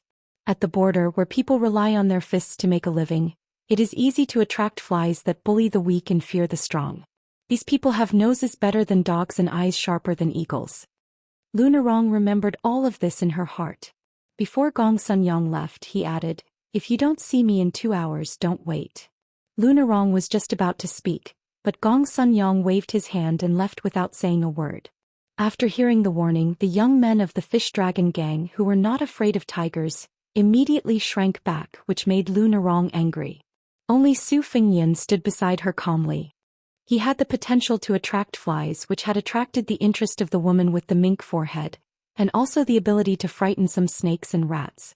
After all, a young master who dared to enter Yanhuiguan Pass was not a weak scholar. He would only come to the border to study if he had nothing better to do. Previously, there was a great literary master who was famous for his frontier poems and only took his page to visit the border. In less than half a month, someone took his broken finger to ask for a huge ransom from his family. Fortunately, his family was rich and he handed over the money. The border kidnappers were quite trustworthy. Moreover, the literary master had a relationship with the border army, so he went back alive. As for the page boy, it was said that he was dismembered by the impatient kidnappers who waited for the ransom. At the real border, the folk customs were extremely simple and plain. As Lunarong, Su Fengyan and the others walked, a woman wearing skimpy clothes walked towards them. Her clothes were thin and her breasts were swaying. The woman was petite and she was half a head shorter than Lunarong. However, when a burly man bumped into her chest, she quickly kicked him in the groin. She lifted her leg and retracted it in one breath. She didn't even look at the man who was 3 times her weight but was rolling on the ground. She probably despised him for being noisy, so she turned around and kicked the hairy man in the chest. Her embroidered shoe directly stepped into the pitiful man's chest. The woman's expression didn't change as she lifted her foot up, and blood dripped down endlessly. Some cheered loudly, some ridiculed, but there was no one who spoke up for justice when they saw a murder case. When the woman saw Su Fengyan, she smiled charmingly. When the two brushed past each other, she slapped Su Fengyan's but loudly. The 3 people from the fish dragons behind Su Fengyan were stunned. Lunarong turned her head and looked at the woman, who didn't forget to look back at Su Fengyan. Then she looked at the man surnamed Su, who was walking straight ahead. As if sensing Lunarong's resentment, Su Fengyan said helplessly, "What? Do you want me to shout molestation? When the time comes, you'll be the only heroine on the whole street. It'll be fun." Lunarong turned her head and the corners of her mouth curled up. Chapter 403. The 3 members of the fish dragon gang couldn't understand why Su always took all the good things for himself. When they were at Falling Horse Pass, the plump beauty with the mink fur coat almost wanted to snatch this pretty boy. When they entered the city, they got a snake wall for no reason. Now they had only been in the city for a short while, and he was being teased by a woman whose breasts could suffocate a man to death. Comparisons were odious. The 3 of them rolled their eyes and glared daggers at Su. After a while, they were no longer frightened by the notoriety of Yanhui Pass. Lunarong, who was afraid that the 3 of them would be exposed, felt relieved. Following Gong Sun Yang's instructions, she went to a few popular shops and bought some dry food and water. The price of water here was as expensive as oil. If it wasn't for Gong Sun Yang's reminder, Lunarong really wanted to turn around and leave when she saw the shopkeeper squatting by the well with a ladle. When she heard the man's obscene words, saying that he would give her a ladle of water if she just touched his hand, she almost pulled out her sword and stabbed him. She could only stay a few steps away and let Su deal with these hooligans. Lunarong stroked her rapidly heaving chest and subconsciously looked down. She didn't feel it before, but compared to the shameless woman just now, it seemed that her breasts were really not big. While she was in a trance, someone patted her shoulder. Lunarong, who seemed to have seen through her shameful thoughts, blushed, but pretended to be ferocious and looked very awkward. She saw Su standing in front of her with a gourd ladle filled with well water. Lunarong frowned. Su smiled and said, "Don't worry, this is my treat. I lied to the man who sold the well water that you are my sister. I promised to introduce you to him later." This ladle of water was originally sold to strangers for 3 taels of silver, but now it's only half a string of money. Anyway, I'm borrowing your favor, so there's no need to feel guilty about drinking it, right? Lunarong hesitated for a moment and squeezed out a smile. "Forget it, I'll just put it in the water bag." Su Fengyan looked at the young woman whose lips were so dry that they were bleeding. He was angry and amused at the same time. "I said it was for you to drink. I took advantage of your favor because I was a rascal. Why are you learning from me? Do you want to drink it? If you don't want to drink, I'll drink it myself." Lunarong took the gourd ladle and raised it in the air. Her lips didn't touch the ladle as she slowly poured the cool water from the well into her mouth. She felt a refreshing coolness from head to toe. She stopped to drink it slowly several times until there was still half of it left. The man surnamed Su saw that she was in a difficult position and took the ladle without saying anything else. He raised his head and gulped it down. He patted his belly and turned around to return the gourd ladle in satisfaction. He didn't forget to whisper a few words to the shifty-eyed well-keeper. Lunarong clearly knew that the two of them were destined to have nothing good to say, but she couldn't get angry. She secretly scolded herself. Lunarong, where is your backbone? Is it only worth half a ladle of water? The three young men from the fish dragons were carrying more than 20 water bags, a large bag of dry food and cooked food such as sauced beef. Su Fengyan was empty-handed except for the spring thunder hanging on his waist. It was inevitable that he would be glared at again. He walked beside Lunarong and said with a smile, "You don't know how expensive oil and salt are until you're in charge of the family. Just buying water cost you more than 80 taels of silver. How do you feel?" Lunarong used her finger to moisten the corners of her dry lips and didn't say anything. When they approached the city gate, there was still some time left before the 2 hours agreed with Gong Sunyang. Su Fengyan suddenly stopped and said, "I may have to stay in Yanhui Pass for a day or two, but I definitely won't delay the business in Yanhui City. I won't see Miss Lu out of the city." Lunarong looked sideways at Su Fengyan and calmly asked, "If anything happens, who can I find to reason with? How can I go back and see my grandfather? And the 4 coffins that are still on the way to Lingzhou? Will I be qualified to go to the morning hall to burn incense?" Su Fengyan frowned slightly and was thinking about what to say. Lunarong let out a long breath and said softly, "I've vented my anger. Young Master Su is magnanimous, so don't lower yourself to my level. You just have to be careful." Su Fengyan wanted to say something but stopped. In the end, he just waved his hand and turned to walk back into the city. He came to a tea stall on the outskirts of the Barbican and sat down. The water was simple well water and the tea leaves were also the dregs of cheap tea leaves.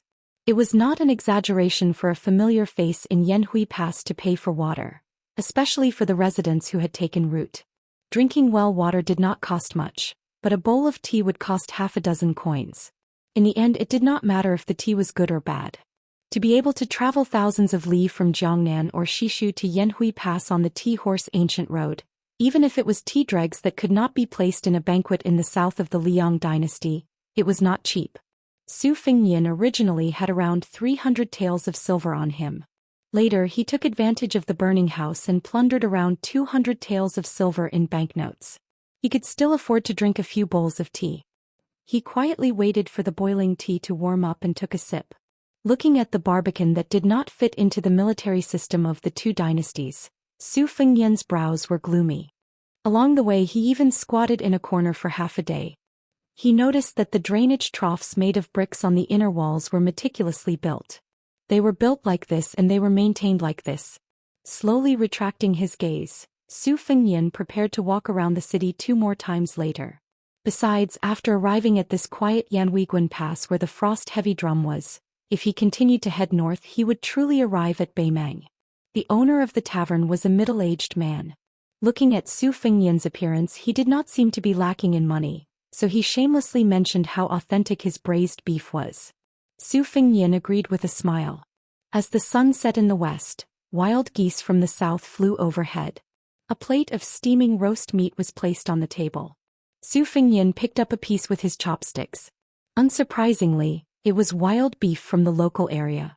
Of course, it was not as delicious as yellow beef. However, the tavern owner who was selling tea and cooking ladles was somewhat quick-witted. He took a type of vegetable that was known as everlasting spring and marinated it in the roast meat. It was better than any other spices. This large plate of roast beef looked extraordinary, and its taste was also mouth-watering.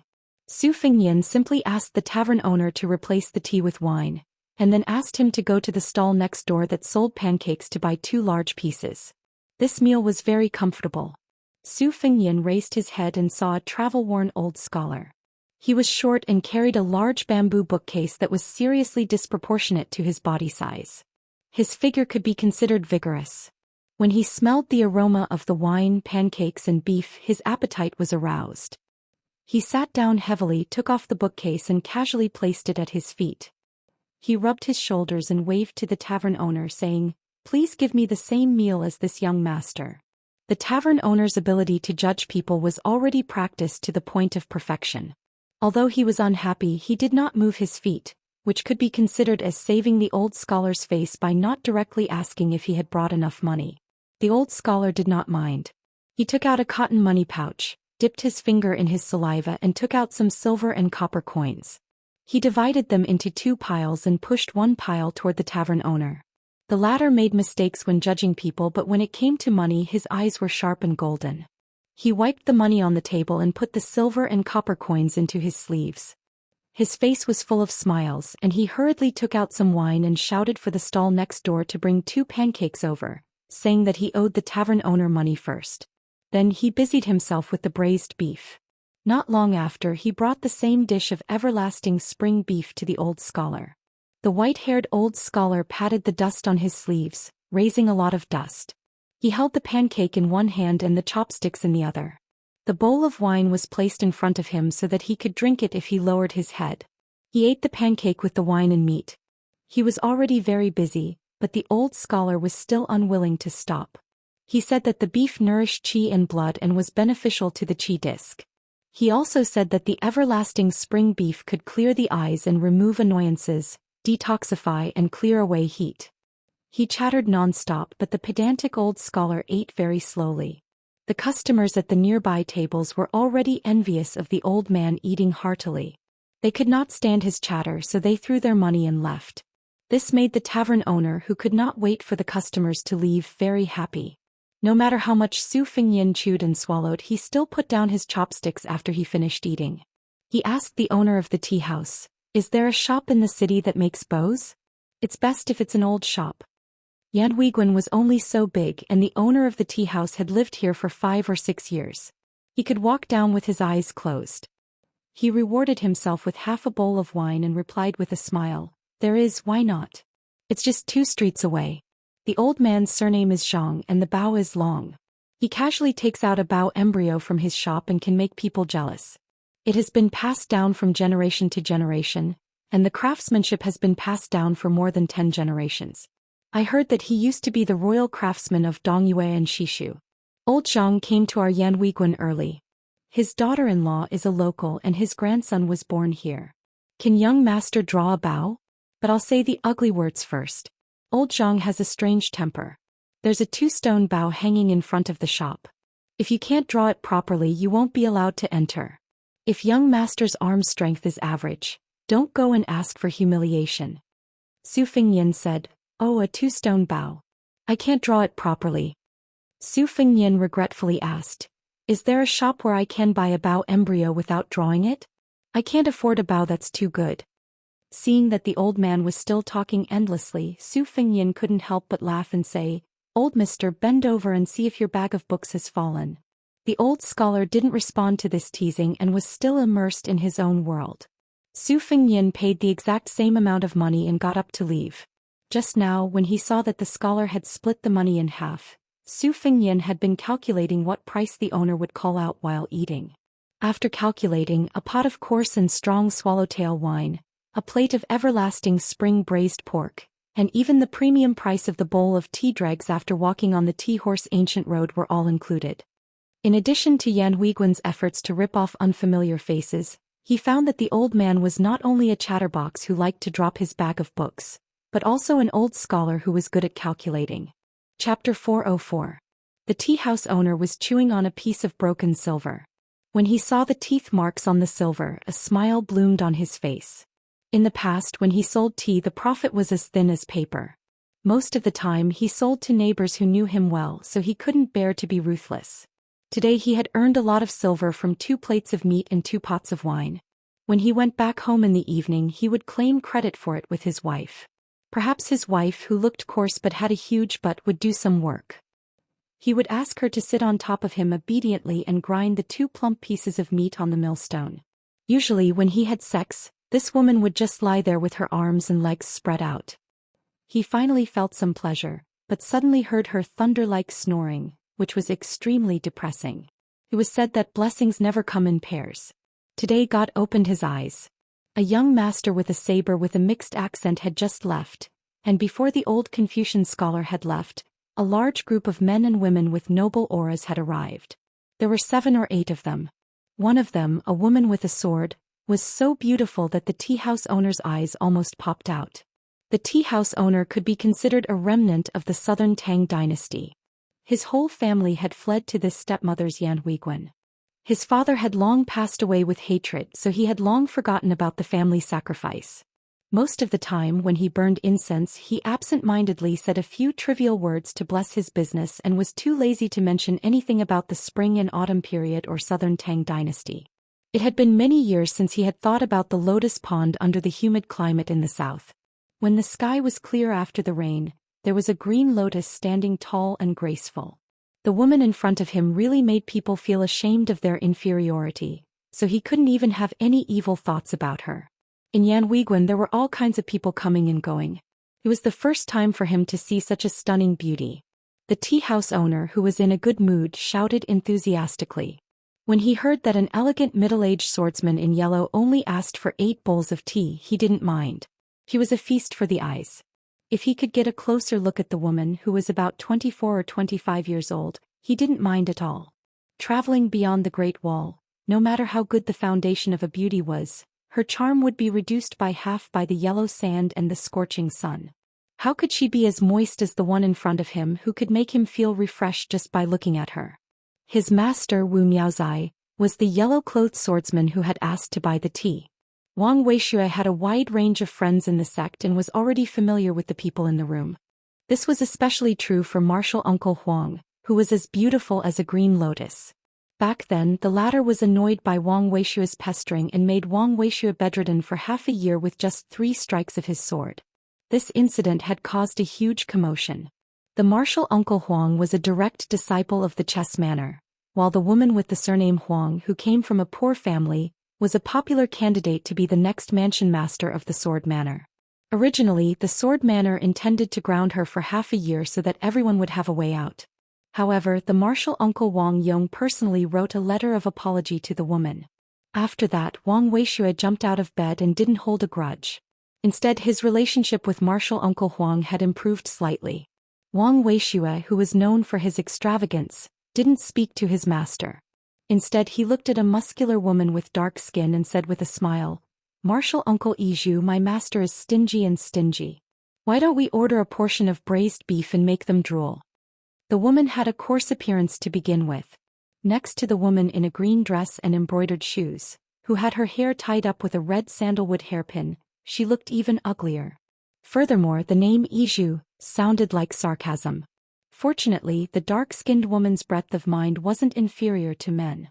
She waved her hand and said, "As long as it's your treat, martial uncle won't say anything."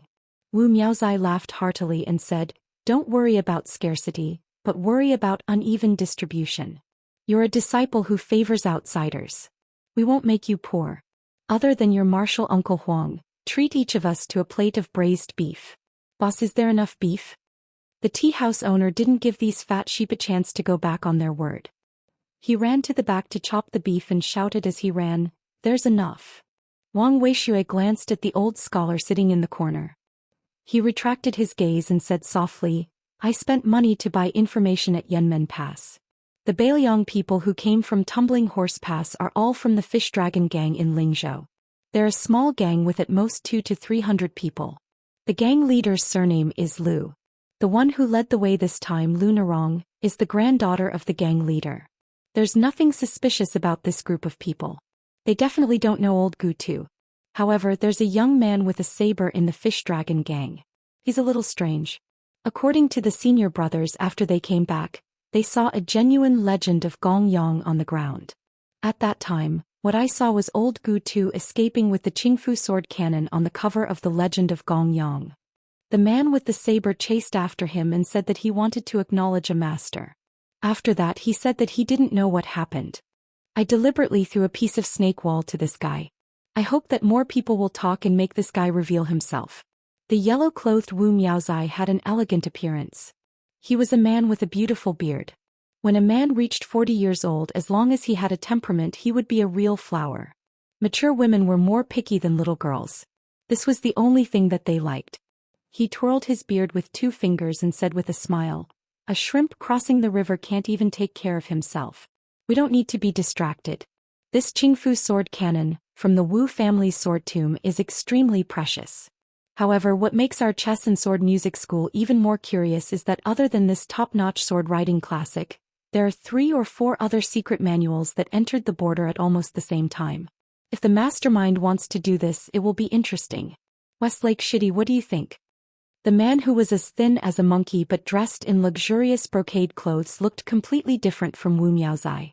He held an iron rui in his hand, but his eyes were clear and cold. He had a kind of dignity that could only be felt without being angry. He smiled slowly and said, "East deity Xixiang, you are blind. With my one-track mind, I can only find that guy surnamed Song and kill him with the iron rui." Chapter 405. The rest of the disciples smiled knowingly. It was true that she whose disciple was straightforward, but playing chess was like being a human being. Every time he placed a chess piece, he would strike at the heart of others. He definitely could not be underestimated. The 3 mansions of the chess and sword music school were able to be harmonious on the outside because of Shihu and E. Dendrobium, who were both boorish and meticulous at the same time. Furthermore, the most enviable thing about the chess and sword music school was that there were no less than 20 pairs of immortal couples in the school.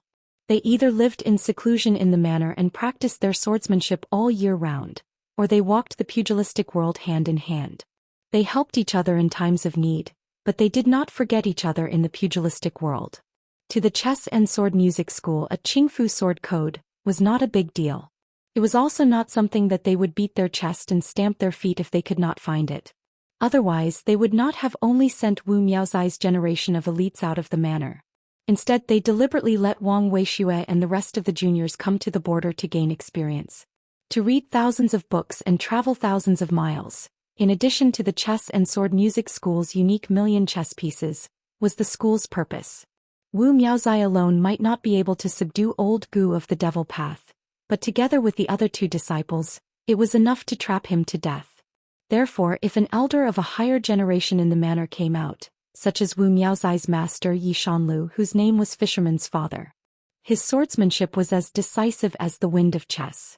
As long as he was seen, the demon surnamed Song, who was lucky enough to obtain the Qingfu sword code, would not be able to escape. Wang Weixue had been secretly sizing up the sword manor's martial uncle Huang, who was drinking tea. Wang Weixue was born in the 1st class of the dynasty, so he had seen all kinds of beauties. There was no doubt that this elder's beauty was beautiful, but what really moved him was her rough circumstances. She was born in an inconspicuous family in the Dragon's Waste province. When she was young, she was chosen by her master, who had traveled far and wide, and brought back to the chess and sword music school, causing a sensation in the 3 manors. Everyone praised her for her extraordinary talent, which was not inferior to any of the previous manor masters. The 2nd class, banished Immortal title had been vacant for 100 years. The sword manor master originally wanted to give it to the delicate little doll, but he was worried that he would spoil things if he did not do so, so he wanted to wait for the girl to grow up to take the title of banished Immortal herself. This child did not disappoint him. After practicing swordsmanship for 3 years, she reached the profound level of swordsmanship. Unexpectedly, she fell seriously ill at the age of 10 and almost died suddenly. After that, her meridians withered and her acupuncture points closed. For the next 5 years, she did not speak a word and was no different from a mute. She practiced swordsmanship all day long, but to no avail. At the age of 16, she was judged to be a famous poet, but only received the 6th grade. Mountain gradually turns green. To make matters worse, her master passed away soon after. If that were the case, this girl named Huang Baozhuang would have remained a nobody for the rest of her life after her epiphany. However, at the age of 18, she entered the Green Mountain behind the sect by herself. By the time she left the Green Mountain, she had already enlightened 212 acupores. She then practiced the sword and her realm improved by leaps and bounds. The 3 prefectures were shaken, and she was regarded as a genius who had the potential to become the next sword chi master. Even Hong Jingyan, who was already the #1 player in the chess and sword music school, often played chess with her. Wang Weixue said infatuatedly, "What a good mountain gradually turns green." Wu Miaozai kicked this lecherous disciple of his under the table, and the latter immediately returned to his normal state and smiled mischievously. After Hong Jingyan, Huang Baozhuang, who had once again received the full support of the chess and sword music school, finished her tea. She stood up and gently bowed to her senior brothers and sisters before silently leaving. Everyone was used to it, and after returning the greeting they continued chatting. Only Wang Weishue wanted to follow, but was pulled back to his seat by his master Wu Miaozai. His Royal Highness stood on the city wall and overlooked the entire city. At this time, Yanhui Pass was quiet and serene, like an old woman dozing off in her twilight years. However, His Royal Highness was sure that this old woman had nothing to do with kindness. Once she began to struggle, she would be abnormally ferocious. Su Fingyan was the only one on the city wall. He slowly walked to the platform on the east wall where there was a stone tablet.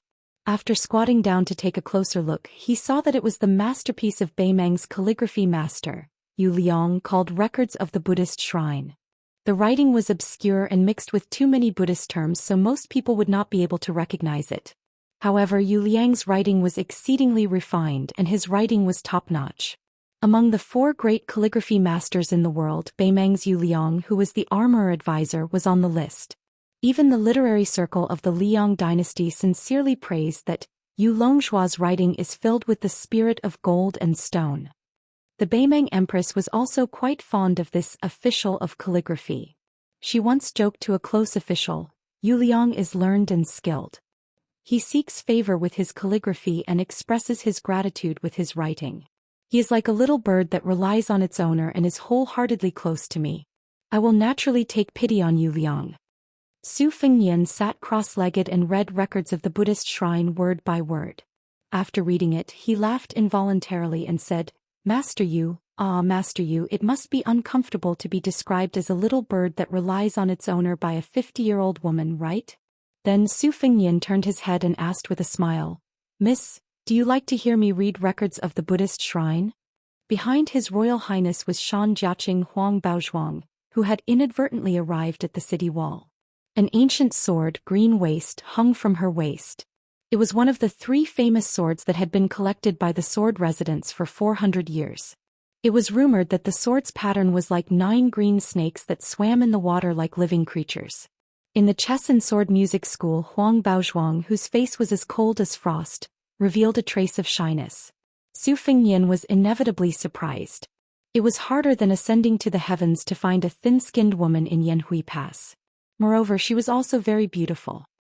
He glanced at the green silk-wrapped scabbard and asked, "Miss, are you from the chess and sword music school?" She hesitated for a moment and then nodded. Su Fingyan stood up and bowed. "I am Su Dianxia, the Dianxia of the palace and the Xia of the sword case." Huang Baozhuang returned the greeting with the unique sword salute of the chess and sword music school. In the blink of an eye, Su Fingyan's figure suddenly rose and rushed to the woman's side. He placed one hand on her chest to seal her qi and the other hand pinched her chin, forcing her to open her mouth. He squinted his eyes and looked into her mouth. "Just as I expected, Master once taught me some lost physiognomy. I only remembered the 6 most magical physiognomy, including the celestial physiognomy and the dragon concubine physiognomy. This miss actually has 2 of them. She should have died a long time ago because she couldn't bear it. There must be the only pearl in the vast history that has been witnessed and recorded growing in her body." There was a red pearl hanging in Huang Baozhuang's mouth. After she opened her mouth, it was difficult to conceal the brilliance and color of the 1,000-year-old pearl. Huang Baozhuang's tears rolled down her cheeks like beads. Her eyes gradually lost focus, but she still tried her best to hoarsely say, "Run." Chapter 406. Su Fingyan was not stupid. He knew that the girl from the chess and sword music school had a split personality. He obviously preferred to deal with the shy and graceful girl. The girl in front of him should be at least in the finger Xian realm. Spitting out the pearl was equivalent to releasing a great demon. No wonder she told him to run away. It wasn't that Su Fingyan was greedy for this pearl that was rumored to be able to make a woman stay young forever. At the very least, he wanted to see the wonders of the celestial form and the dragon concubine form. However, he never expected that a pearl would cause so much trouble. Killing people across realms was very satisfying, but it was proven that Su Fingyan could not do it at the moment. She said playfully, Promising not to kill doesn't mean you can live happily. But you do have some skills. You can withstand a flick of the finger. You should have drawn your sword and killed him from the beginning. You wouldn't be in such a sorry state. Why did you hesitate? It's stupid to have tender feelings for the fairer sex. You've practiced your sword to the point of being deliberate. This is the same as Li Chungang, who sealed his sword after reaching the Finger Xian realm. Yes, you have the embryonic form of Li Chunggang's sword Qi rolling dragon wall in the Western Shu Imperial Palace. What's your relationship with this old man? Tell me. If I'm happy, I'll teach you some good things that are not inferior to the two-sleeved green snake. Su Fengnian held the spring thunder superfluously. The girl stood on the city wall with her hands behind her back. Her red and purple eyes were very scary. She smiled condescendingly and said, "Oh, it seems that this old man really has a place in your heart. You're even willing to risk your life to protect him? What's so great about him? He just entered the Vajra realm at the age of 16 and the Finger Xian realm at the age of 19. That's about the same as me. Besides, he only reached the celestial phenomenon realm at the age of 24, which is later than me. What a joke. I think it's only your Liang dynasty that doesn't have a true master. Wang Xinji is one." Su Fengnian, who had been silent all this time, finally opened his mouth. He spat out the blood that had already surged to his throat.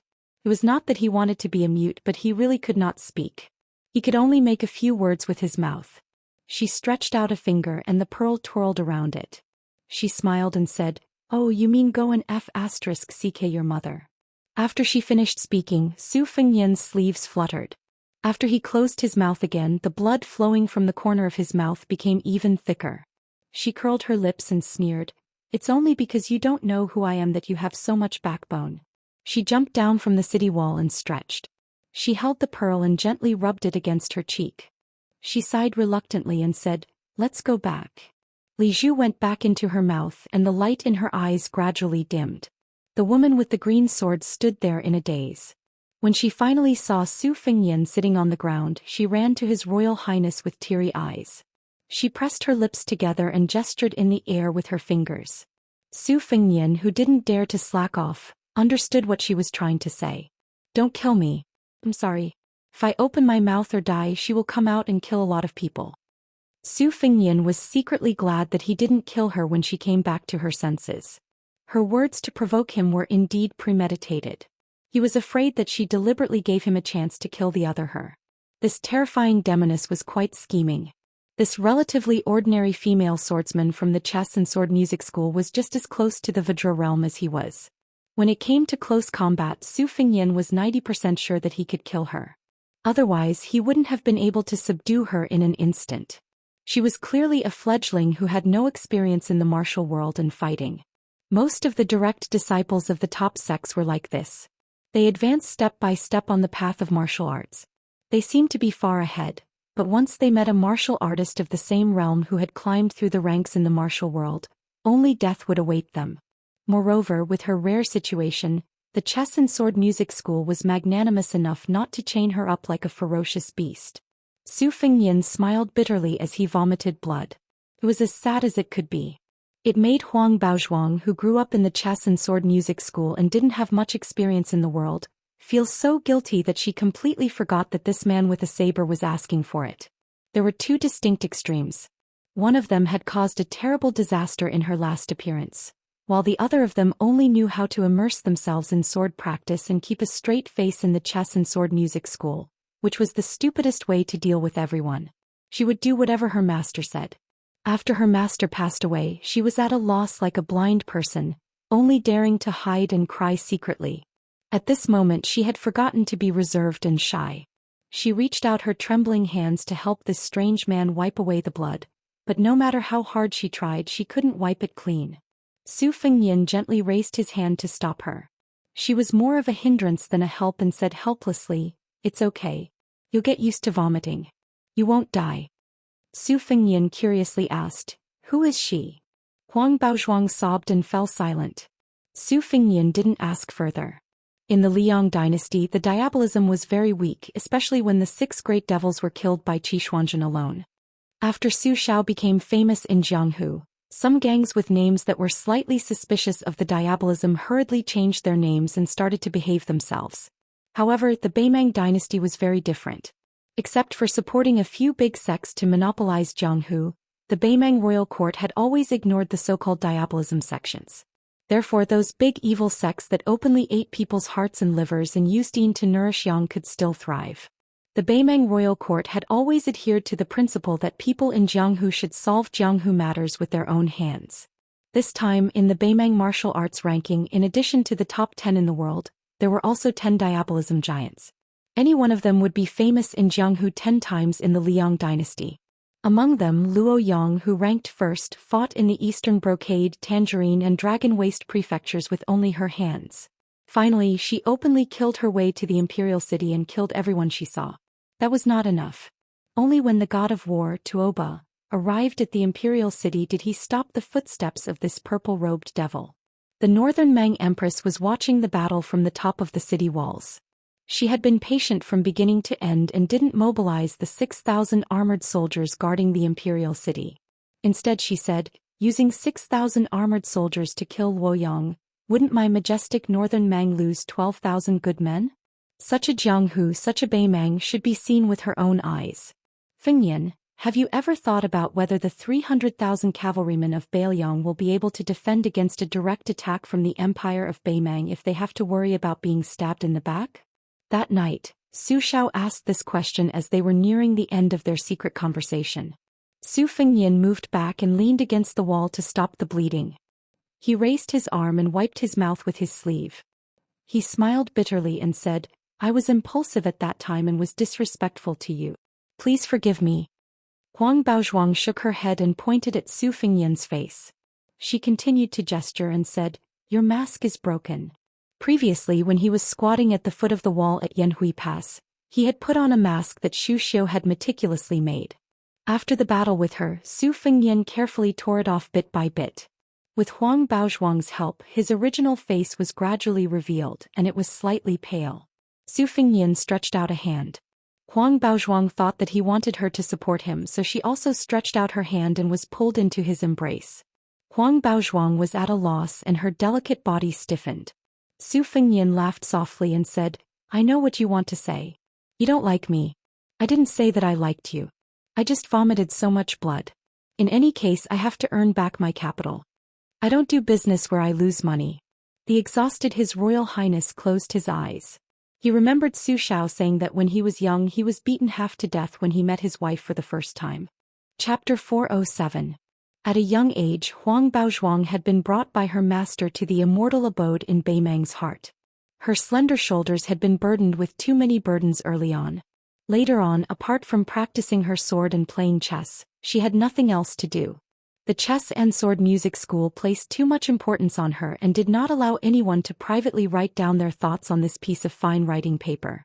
As she grew from a young child to a young lady, she had almost only interacted with her master and the two manor heads. Countless times she had stood on her tiptoes on the towering pavilions, overlooking the distant sounds of laughter that had nothing to do with her. She was filled with curiosity and longing. After Huang Baozhuang turned 10, she began to realize that there was another version of herself.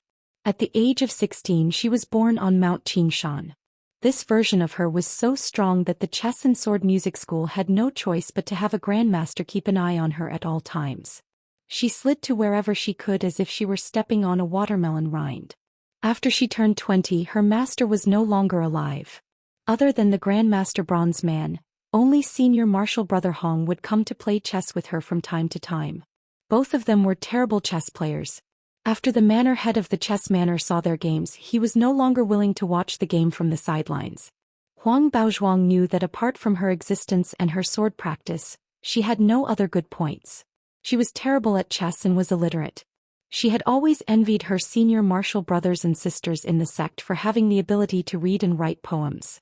Before they entered Yanmen Pass, senior martial brother Wu Miaozai of the East Deity sect had made a bet with senior martial brother Shihu of the West Deity sect to see who would be able to read records of the Buddhist shrine word for word. As a result, when she ascended the city wall and saw his back, she heard him recite it so easily. Her master, the two manor heads, the Grandmaster Bronze Man and senior martial brother Hong. Including her, there were a total of 6 people. However, if His Royal Highness knew that he was only ranked third from the bottom in terms of number of people, he would definitely feel that this kind of erudition was too insincere. Seeing that there was no one around, Su Fengnian took out a stack of thin masks from his bosom. He carefully peeled off one of the masks and pasted it on his face. Huang Baozhuang didn't hide her astonishment at all. Even though it looked like he was just slapping a mask on his face, it was actually a meticulous work that wasn't inferior to embroidery. Su Fengnian's essence, qi and spirit were severely damaged. He was afraid that he would reveal any flaws. Just as he was about to tell her to check if there was anything wrong, she had already reached out her hand and slowly and gently smoothed out some of the tiny imperfections on his face. There were a total of 6 masks. His Royal Highness didn't know the specifics because Zhou Xian had been burning the midnight oil for more than 20 years. His Royal Highness didn't know the specifics either. In any case, during that period of time, Aunt Shu, whose breasts were like spring bamboo shoots, would caress his face whenever she had the time.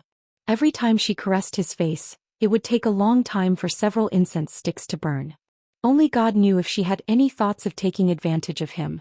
There were a few times when His Royal Highness could clearly feel her 2 cherry tips standing straight up on his chest or arm. His heart was in a complete mess. She was indeed a mature woman. When spring arrived, she was like a cat that couldn't stand loneliness. Su Fengnian saw that Huang Baozhuang's eyes were full of interest and amazement when she was helping him. He smiled and explained, "This mask was made by a master of disguise who came from the southern Xinjiang witchcraft sect." She said that there were 5 levels to the art of disguise: pawn, ventilation, rooting, enchanting, and reincarnation. Pawn is the crudest form of disguise. Can only fool ordinary people with poor eyesight. Ventilation is considered to have reached a higher level. If one can take root, it won't be easy to see through. Enchanting, not only one's appearance will change, even one's demeanor will change after putting on the mask. As for reincarnation, she said that she had only heard of it. You should know that the face is born from the heart. Putting on this kind of mask is equivalent to changing a part of one's root bone. It may even cause unpredictable changes to one's fate. He helped me make 6 masks, 1 for pawn and 1 for enchanting and 4 for rooting. The one in your hand is a pawn. The one that was damaged just now was a rooting. You people from the chess and sword music school should be able to understand the deeper meaning of this saying. Su Fengnian stood up. Huang Baozhuang hurriedly stood up and took a few steps back. Su Fengnian knew that they shouldn't stay here for long. Before leaving, he whispered, "You and I will treat it as if nothing happened today. Don't tell anyone about it." Unexpectedly, Huang Baozhuang shook her head. Su Fengnian asked in surprise, "You want to report it to the chess and sword music school?"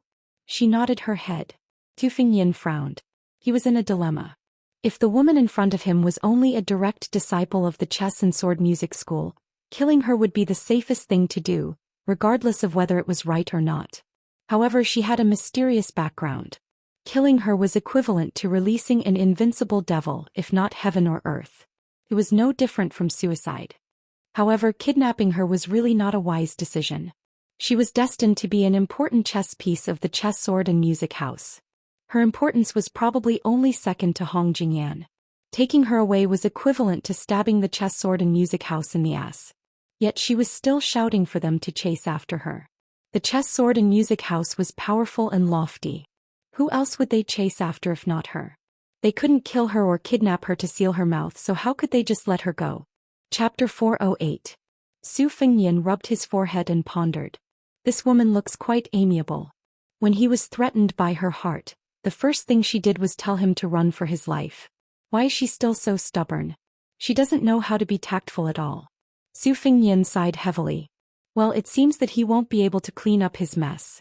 Anyway, at that time, in order to not cause trouble for the fish dragon gang, he had asked the hook-nosed old man for a copy of Legend of the Ram. This would dispel the doubts of Jianghu people outside of the chess and sword music school. It also meant that as long as Wang Weishue was careful, he would be in trouble. After he parted ways with the fish dragon gang in Luqing, he would make a big fuss anyway. You chess and sword music school can do whatever you want. I'll deal with whatever comes my way. Huang Baozhuang hesitated for a moment and gestured with her slender fingers. I'll only say that I saw you and that you wanted me to spit out the pearl. But I won't say your name, your sword, or your mask. Su Fengnian was stunned for a moment. With a bright smile on his face, he took 2 steps forward and spread his arms as if he wanted to give her a goodbye hug. Huang Baozhuang blushed and took 2 steps back. How could Su Fengnian, who grew up surrounded by rouge and powder, give up just like that? He continued to shamelessly take 2 steps forward, and there was even a hint of pitiful innocence on his face that seemed to come from the bottom of his heart. Shan Jianqing of the chess, sword and music school became even more bashful, his cheeks like peach blossoms, and he took a step back. 2 steps to 1 step. How could the experienced playboy His Royal Highness not know the mystery behind it? Did he think that the countless gold, silver, jewelry and silk were given for free? Su Fengnian hugged the woman who didn't like him but just wasn't good at rejecting him. He sniffed her hair that was tied up with a red sandalwood hairpin and smiled mischievously. In the future, I'll go to the chess and sword music school to find you when I have the chance. If you feel that you're at a disadvantage when I hug you, you can hug me back. Finally, he was willing to let go of Huang Baozhuang. He did not know if it was because of the pearl in her mouth or because of her innate talent as the dragon concubine, but her body was as cool as a spring in the summer and as warm as a jade in the winter. Su Fengnian stepped out from her side, deliberately not looking at her tearful and aggrieved expression. With one hand supporting himself on the city wall, he leaped down the city wall and left Yanhui Pass, heading toward the desert. Huang Baozhuang stood at the top of the city wall in a daze. She had once heard from her master, who had traveled all over the world, that there were wild geese from the south returning to the north at Yanhui Pass, passing through with reed leaves in their mouths. If she was lucky, she might even be able to see the mirage. She had mustered up the courage to ask the manor head for permission to go on this trip. After a long time, Huang Baozhuang's body suddenly stiffened. She slowly turned around and saw 2 people standing at the end of the blue brick corridor. She relaxed and smiled. In Huang Baozhuang's vision, there were 2 men standing side by side. One of them was unbelievably tall and sturdy. He was almost as tall as Huang Baozhuang and Su Fengnian. This giant's skin was a rare golden copper color. The giant man, who looked like an immortal from the heavens, had a wooden expression. Beside him stood a man who looked even sharper than him.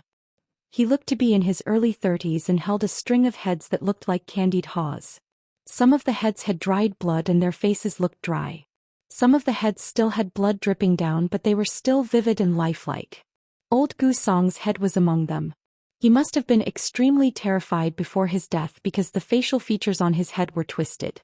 If His Royal Highness was still at the top of the city wall, he would definitely mistake this person for the young Wang Xianji from Marshall the Arch City. They didn't look alike, but they were 2 alike. The man who looked to be in his 30s handed the huge string of candied haws to the bronze man beside him. He walked towards Huang Baozhuang and smiled. Only Huang Baozhuang would think that he was smiling. Any ordinary person who had some worldly wisdom would feel a chill all over their body when they saw this man's smile. This was because his eyes didn't have pupils and only had a strange silvery white color. He took out the Qingfu sword codex and stared at Huang Baozhuang for a moment before he slowly said, "I went to the Beiliang border city with the bronze man to return a gift to that Qin Jibao who killed our Beimang royal family. On the way back, I picked up a few secret manuals. This Qingfu sword codex should be given to you. I won't hand it over to the prefecture lord."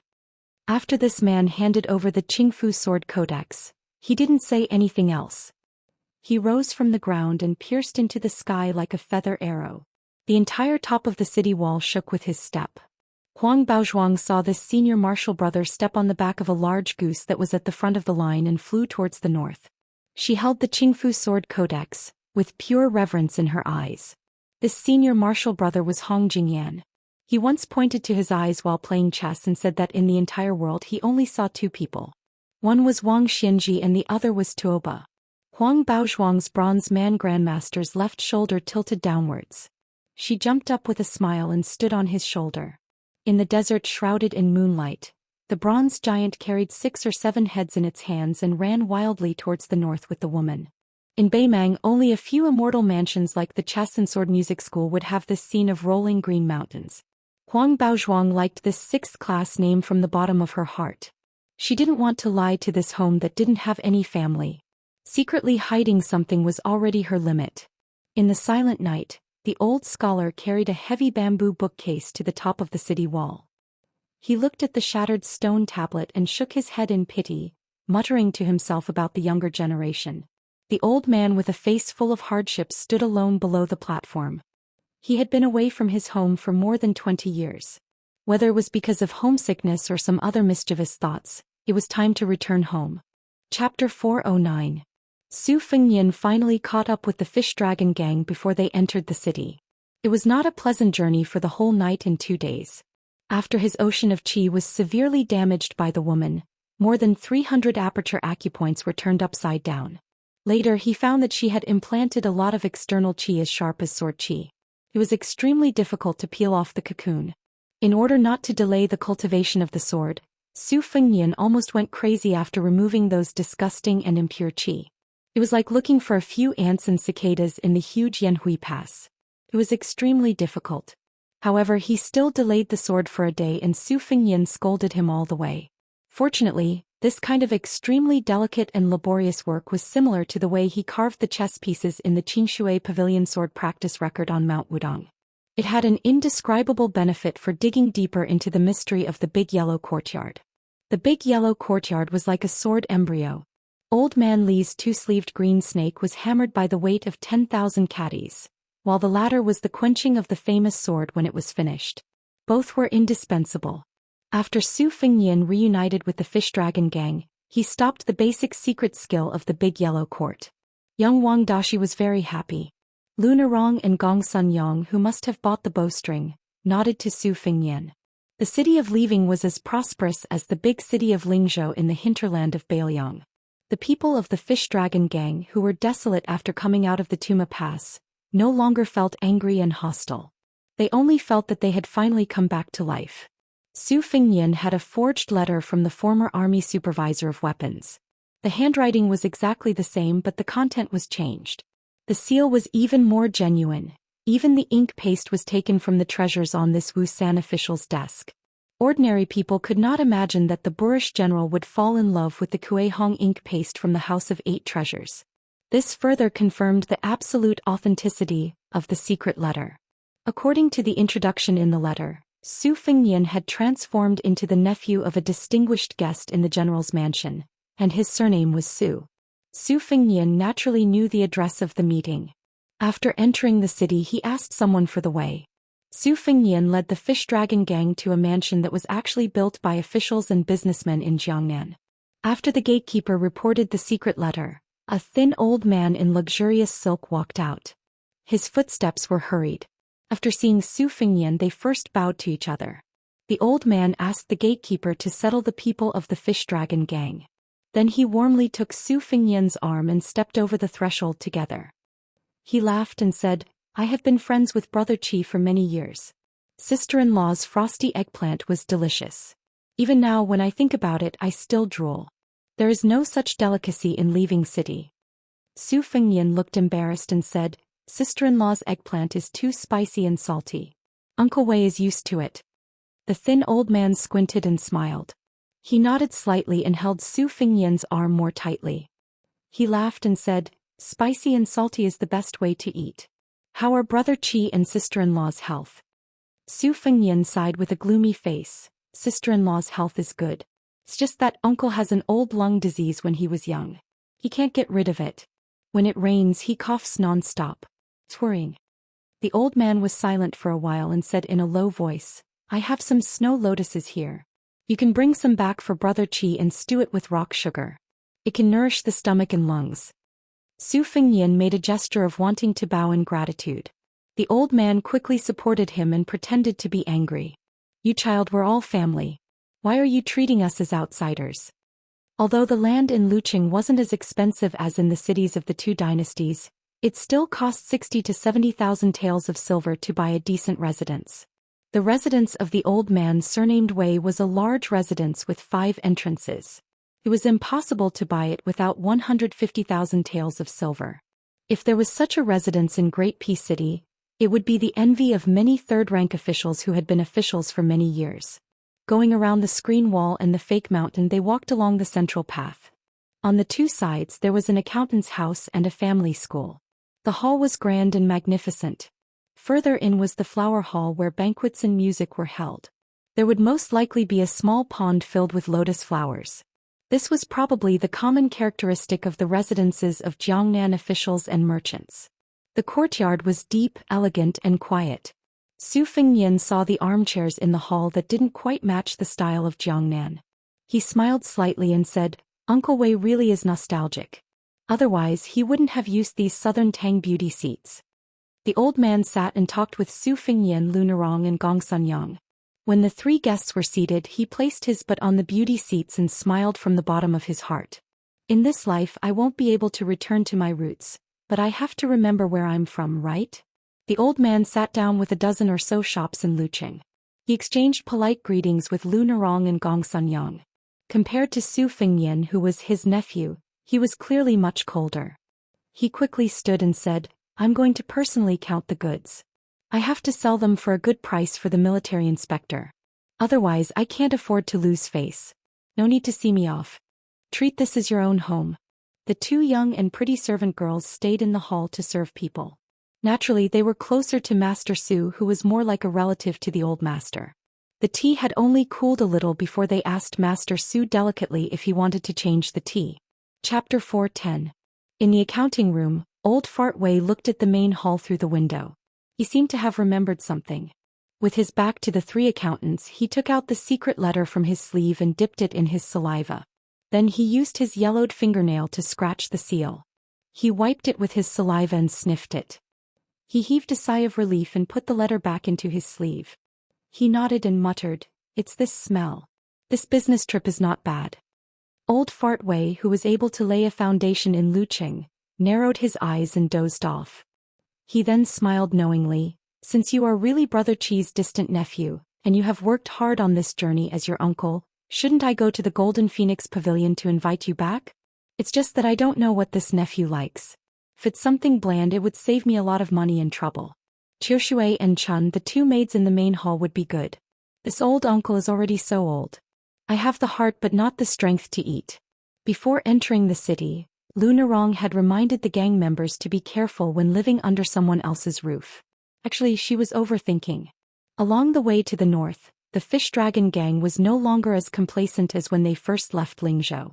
This trip to Beimang, they had seen the arrogance and treachery of the military family's disciples. They had also personally experienced the cruel methods of the soldiers. They had also seen the scene of the Jianghu people snatching the secret manuals. They had already been polished to the point that they did not have any temper to speak of. Especially the three strong young men who had followed Miss Lu into Yanhui Pass. They spoke of the lady's shining white thighs, her heavy twin peaks, and how she had stomped a big hole in the strong men. This made the Fish Dragon gang members even more terrified. Old Fart Wei, who had been calculating all his life, was very meticulous. He first asked the housekeeper to sound out the situation. After the dinner, the nephew nodded his head and Miss Lu from the Fish Dragon gang tacitly agreed. After the banquet, he sent people to bring the members of the Fish Dragon gang to the brothel in Luyu City to drink. The brothel was not the highest grade in the city. It was not that old Fart Wei could not afford it, but he was afraid of causing trouble. The brothel was the most unreasonable place in the city. Old Fart Wei had a lot of assets, but in the northern Mang, silver could make the devil turn the millstone. The premise was that you had to let the silver pass through the hands of the rich and powerful first. It was fine to do business with these people, but if you were jealous of them in the brothel, they would fall out faster than flipping a book. Old Fart Wei did not want to get into trouble just because of his relationship with the weapons supervisor house. The Wei residents intentionally or unintentionally arranged for Lu Nerong and Su Fengnian to stay in the room at the back of the flower hall, separated from the rest of the Fish Dragon gang. Su Fengnian's bath and change of clothes were taken care of by two delicate and pretty maids. His Royal Highness did not blush with shame, but the two maids who had never done such things before were extremely embarrassed. After changing into a fresh set of clothes, Su Fengnian walked out of the room and knocked on the door next door. Lu Nerong opened the door and remained silent. She sat by the window and looked at the pool. The cool breeze brushed past her face. Compared to the previous trip to the desert, it was like being in a fairyland. Su Fengnian picked up a pear and took a bite. He asked, "Are you still angry about the Fish Dragon gang going to the brothel?" Lu Nerong glared fiercely at this bastard who said that going to the brothel was as normal as eating. Su Fengnian smiled and said, "Fortunately, I am not a member of the Fish Dragon gang. Otherwise I would be angered to death by you, the future gang leader. It was not easy for me to survive until I reached Lu City. My eyes are burning with anger. My Miss Lu, of course you don't have any thoughts as a woman, but do you think it is easy for a man? Lu Narong said angrily, then why don't you do that kind of dirty business? Su Fengyan suddenly felt sad and his face was full of desolation. Lu Narong was confused. After looking at each other for a while, she seemed to have discovered an earth-shattering secret. For the first time she showed a sympathetic look and asked in a low voice, "You can't do it?" Su Fengyan took a bite of the juicy pear and said angrily, "It's none of your business whether I can do it or not." Lu Narong's expression was very strange, as if she had confirmed that fact. She very considerately changed the topic and asked, "When we reach Lu City there shouldn't be any problems, right?" Su Fengyan nodded and said, "Generally speaking, with Wei Feng's ability, this transaction is considered a success. When you return to Lingzhou he will secretly take care of you." Lu Narong said angrily, "Since he has this ability, why didn't he help earlier?" Su Fengyan calmly asked back, "Is he your father or are you his daughter-in-law? Why do you need to spend money and favors to help? Don't tell me that this deal has anything to do with Wei Feng. For an old fox like him who doesn't lack money, if the Fish Dragon Gang doesn't have the ability to send it to Luqing, then they can forget about getting close to him in the future. After all, he is a prominent figure in Luqing. Do you really think that an off-duty weapons supervisor in Lingzhou is a big shot? It's just because of his feelings. If it succeeds, everyone will be happy and get money. If it doesn't, then Wei Feng will just lose some dispensable incense money. When doing business in the end, other than the goods, you also have to put the person's ability on the scale to calculate the weight. If your Fish Dragon Gang wants to live comfortably in the end, you still have to work hard.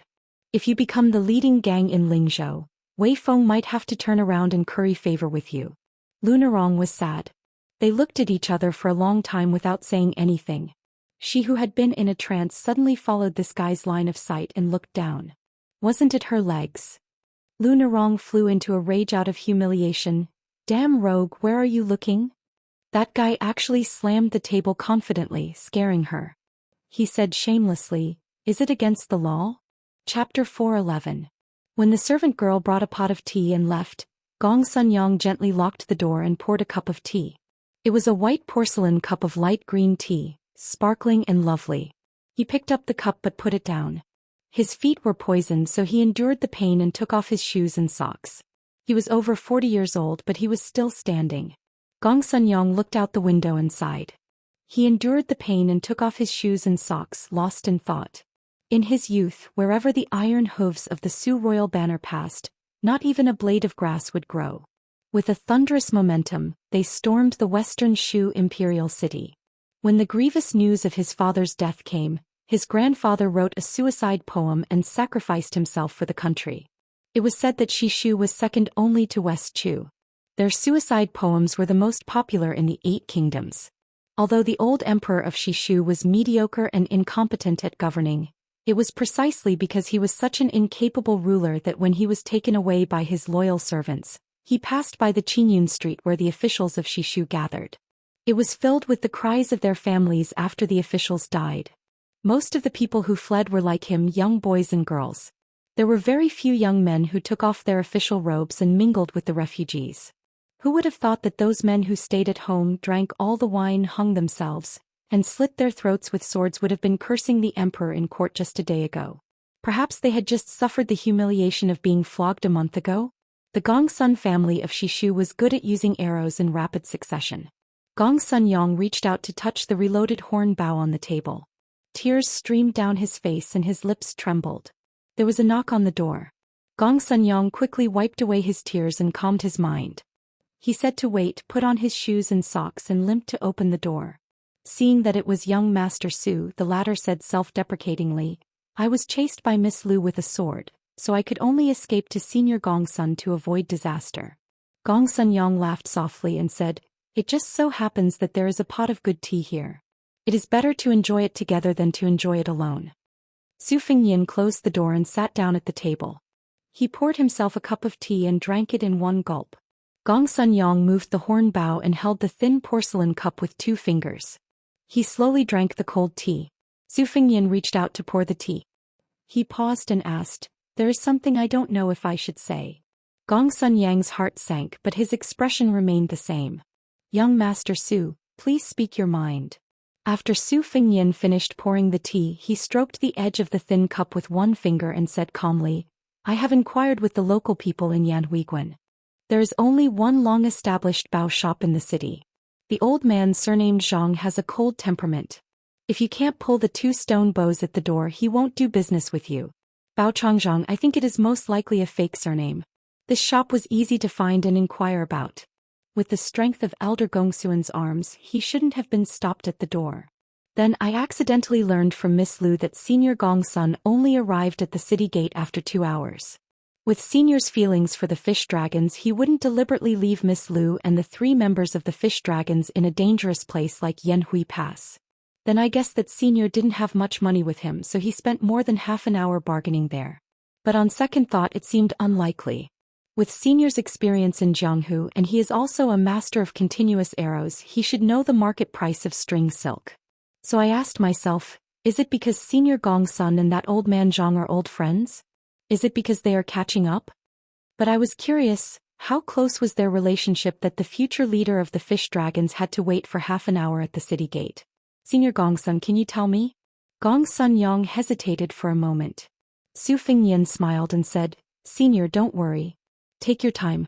I just came to drink tea and chat. I can afford to wait. Gong Sun Yang put down the teacup and asked slowly, did the military supervisor of weapons and young Master Su set a trap for the fish dragons? Su Fengnian sneered, Gong Sun Yang, you are you and the fish dragons are the fish dragons. At this time you still want to confuse the public? There is no doubt that the fish dragons have a clean background. Lu Narong and even Xiao Chong were kept in the dark by you. This deal was facilitated by you. What I want to know now is what information you gave to Old Man Zhang.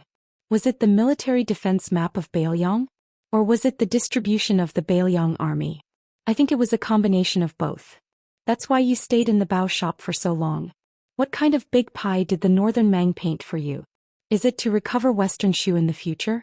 Or is it to destroy the Bailiang cavalry? Or is it to support the Gong Sun family of Western Shu? Gong Sun Yang's expression was complicated. He said, since young Master Su still dares to attend the meeting alone, I think it's not wrong. Young Master Su hides his strength and is at least at the second stage. Gong Sun Yang just wants to know how much money young Master Su can earn with the head on my shoulder and the bao shop in Yanhui Pass. How much can he earn? Chapter 412. Su Fengnian glanced at Gong Sun Yang's hands, which were resting on the edge of the table, and said with a smile, I can even kill Xiao Chong. Killing you, Gong Sun Yang, who has fallen back to 3rd rank, won't be difficult. Besides, how far are we from each other?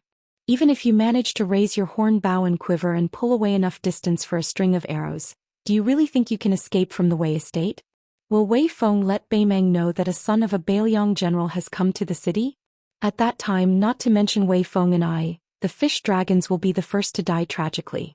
Loyalty, filial piety, and righteousness don't need to be mentioned. Loyalty and righteousness to you, Gong Sun Yang, seems to be dispensable. The mild-tempered Gong Sun Yang's face turned ferocious. His 10 fingers grabbed the edge of the table like hooks, but he still didn't make a sound. The table trembled slightly, causing the 2 cups of tea to ripple. The aroma of the tea grew stronger. Su Fengnian stretched out 2 fingers to press down on the thin, white and translucent teacup. He lowered his head to look at the surface of the tea in the cup and said emotionlessly, have you ever thought about how a single Gong Sun Yang, or perhaps several hundred people like you who have been hibernating in northern Liang without regard for their lives and live like dogs?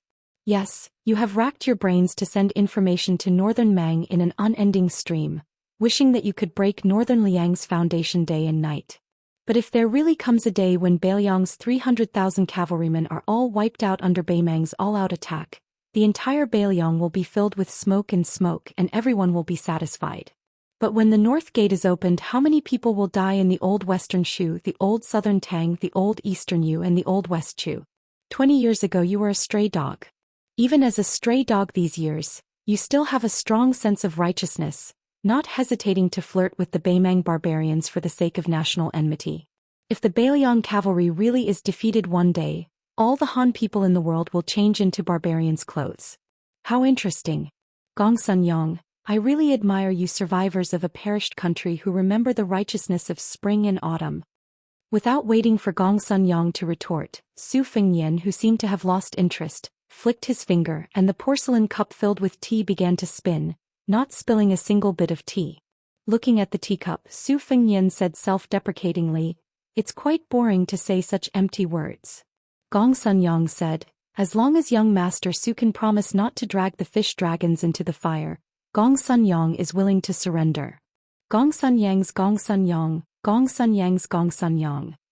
Senior Gong Sun, please don't test me. If I have any ulterior motives towards the fish dragon gang, I have 100 ways to destroy them. I will help you pick up the word yi that you lost. I'll give you the word loyalty, as well. How about that? Gong Sun Yang's cloudy eyes gradually became clear. He leaned back and leaned heavily on the back of the chair. He looked like a short-sighted old farmer who didn't know where to put his life after carrying a burden for so many years. Now he could finally take a break. Gong Sun Yang smiled. Now I know that there are benefits to being alone. I'm sorry to old gang leader Lu. And Ai Rong is a good girl. I hope young Master Su can treat her well. I'll have to rely on young Master Su to take care of her when she returns to Lingzhou. As for how to explain it to her, I'm sure with young Master Su's wisdom, it won't be too difficult. Su Fengnian shook his head. You don't need me to explain anything. As soon as he finished speaking, Lu Narong, who had accidentally come to Gong Sun Yang's place to discuss business, finally couldn't hold it in anymore. She suddenly pushed open the door. As tough as she was, she bit her lips and shook her head. Uncle Gongsun, don't die. She was dejected and powerless. Let's go back to Lingzhou together, okay? Gong Sun Yang rubbed his eyes and didn't look at Lu and Ai Rong. He said softly, "It's a pity that I don't have any wine. Young Master Su, it shouldn't be a problem to drink a cup of tea, right?" Just as he reached out his hand, he stopped. He who was about to die muttered to himself, "It's better to go down and drink to my heart's content. I'll have to trouble young Master Su to take Lu and Ai Rong out." Su Fengnian said coldly with a heart of stone, "Gong Sun Yang, I'll watch you die." Lu and Ai Rong said heartbreakingly, "Surnamed Su, are you still human?" Gong Sun Yang, on the other hand, was even calmer. He smiled, "That's good. Only then can I be considered completely dead." And Ai Rong, tell old gang leader that Gong Sun Yang has let down the fish dragon gang all these years. His death wasn't unjust. Lu and Ai Rong was unusually quiet. She didn't look at Gong Sun Yang but stared at Su Fengnian with her red eyes. There's no more Gong Sun Yang in the world. Gong Sun Yang closed his eyes and straightened his back. He straightened his clothes and smashed his fists on his temples. He collapsed on the chair. Lu and Ai Rong covered her mouth. Blood seeped through the gaps between her fingers. Su Fengnian turned his head and said, "Don't be in a hurry to cut ties with me. Don't think about leaving without the goods. If that's really the case, Gong Sun Yang's death will be in vain. As for what you hate me for, you can come up with a plan after returning to Beiliang. After leaving the Tumbling Horse Pass, I can kill Xiao Chong. In Beiliang, I can force Gong Sun Yang to die. Lu and Ai Rong, don't join in the fun now." Lu and Ai Rong released her palm. Her mouth was full of blood. She said coldly, "Tell me your real name." Su Fengnian thought for a while and pointed at the spring thunder saber. "If I can return to Beiliang alive, you'll know who I am." Lu and Ai Rong said firmly, "Xiao Chong didn't betray the fish dragon gang. You killed him." Su Fengnian looked at her for a while. He didn't say anything but he still nodded. "Good. When I get to Lingzhou, I'll burn incense and worship Buddha. I'll ask Bodhisattva to bless you to return to Beiliang alive." Lu and Ai Rong turned around resolutely. Su Fengnian sat on the chair indifferently. He stared at the 2 cups of tea that neither of them had time to drink. He wanted to tease her by saying, "What a beautiful pair of legs. They're gone just like that." But when he saw the blood flowing from the corner of the old man's mouth, he didn't say anything. He just leaned over and gently wiped it with his sleeve. Chapter 413. The owner of the house, Wei Fengchu, flew into a rage when he heard about the death. Qiushui, the maid who came to deliver the news secretly, was so scared that she kept quiet out of fear. However, after years of nourishing his body, Wei Fengchu was no longer like an ordinary merchant, but more like a scholar. He immediately suppressed his shock and anger and let Qiushui lead the way. This second-class maid was afraid of delaying the master's business, so she walked quickly. At first, Wei Fengchu didn't say anything and followed her into the courtyard. Walking in the narrow and dark corridors on both sides, Wei Fengchu coughed. The maid, who was carefully trained and sold to the Wei mansion at a high price, quickly slowed down. She looked back and saw that the master was deep in thought. She obediently walked forward with small steps. Wei Fengchu, who had experienced countless storms in the business world, took this time to weigh the pros and cons. According to Qiushui, young Master Su went to the house of the old man with the horn bow, and not long after this murder happened. It seemed that he had a conflict with the woman named Lu Nerong from the Fish Dragon gang. Wei Fengchu rubbed his temples and rubbed his temples. Wei Feng rubbed his temples. When he was close to the house where the corpse was, he signaled Qiushui to stay in the corridor. Then he quickened his steps and walked into the house with a worried expression. He did not reprimand his nephew who came from afar but locked the door. Seeing that the young man was so calm after killing someone, he thought more highly of him. A playboy killed someone in his own yard. This kind of lawless calmness was not something to be seen in public. To cause trouble in someone else's house, he was either very shrewd or had someone to rely on. No matter what, Wei Feng felt that it was a good thing. He thought that Brother Qi did not have a son, but he had a distant nephew who was worth cultivating. No wonder this business was led by such a young man. A 30,000 taels business was really not small. Wei Fengchu immediately calmed down and moved a chair to sit down. He didn't show any anxiety and asked, "What do you need Uncle Wei to do?" Su Fengyin had thought of a set of words that could justify himself. Even if it wasn't perfect, it was enough to temporarily deal with an old fox like Wei Feng. Of course, the premise was that Lu Nerong didn't go crazy and mess things up. He didn't expect Wei Feng to not ask anything, which surprised Su Fengyin. The reason why he dared to tell Wei Feng at the first moment was that he pretended to be the son of a general in Lingzhou. He was sure that Wei Feng wouldn't dare to go to the yamen and splash dirty water on him. As long as Wei Feng thought that he could work in the Wei mansion, then there was a discussion. Seeing his nephew's expression, Wei Feng took a look at his face. He poured a cup of herbal tea and smiled. "Nephew Su, to tell you the truth, even the granddaughter of the gang leader Lu Nerong, as long as she is in Uncle Wei's house, you can do whatever you want as long as she is in my house of Uncle Wei's." "What? The yamen? Do you think the yamen, the guest of the a small gang like the Fish Dragon gang?" Ling Ling. To Ling, the yamen of the armies of even if Uncle Wei lent the Fish Dragon gang 10 times the guts, would they dare? "Nephew Su, Uncle Wei and Brother Qi are friends who have gone through life and death together, so we don't speak politely. Prostitutes are heartless, actors are unrighteous, and merchants are greedy for money. The old saying is true, but it doesn't mean that people like Uncle Wei don't care about friendship at all." When he saw his nephew stand up and bow again, Wei Feng glared at him and scolded with a smile. "Nephew, you must have learned this habit from the landowning households of Lingzhou. In the future, if you want to make a name for yourself in Lingzhou's northern Mang, this pedantic scholarly style cannot be the first. Why don't you try to bow again? See if I don't kick you out of the house. When in northern Mang, when in Rome, do as the Romans do. It's better for you to drink big bowls of wine and eat big chunks of meat." Originally, this old uncle wanted to let the servants bring you around the city to enjoy the scenery. Don't even think about it. Just stay by this old uncle's side for the next 2 days and watch how the business is done.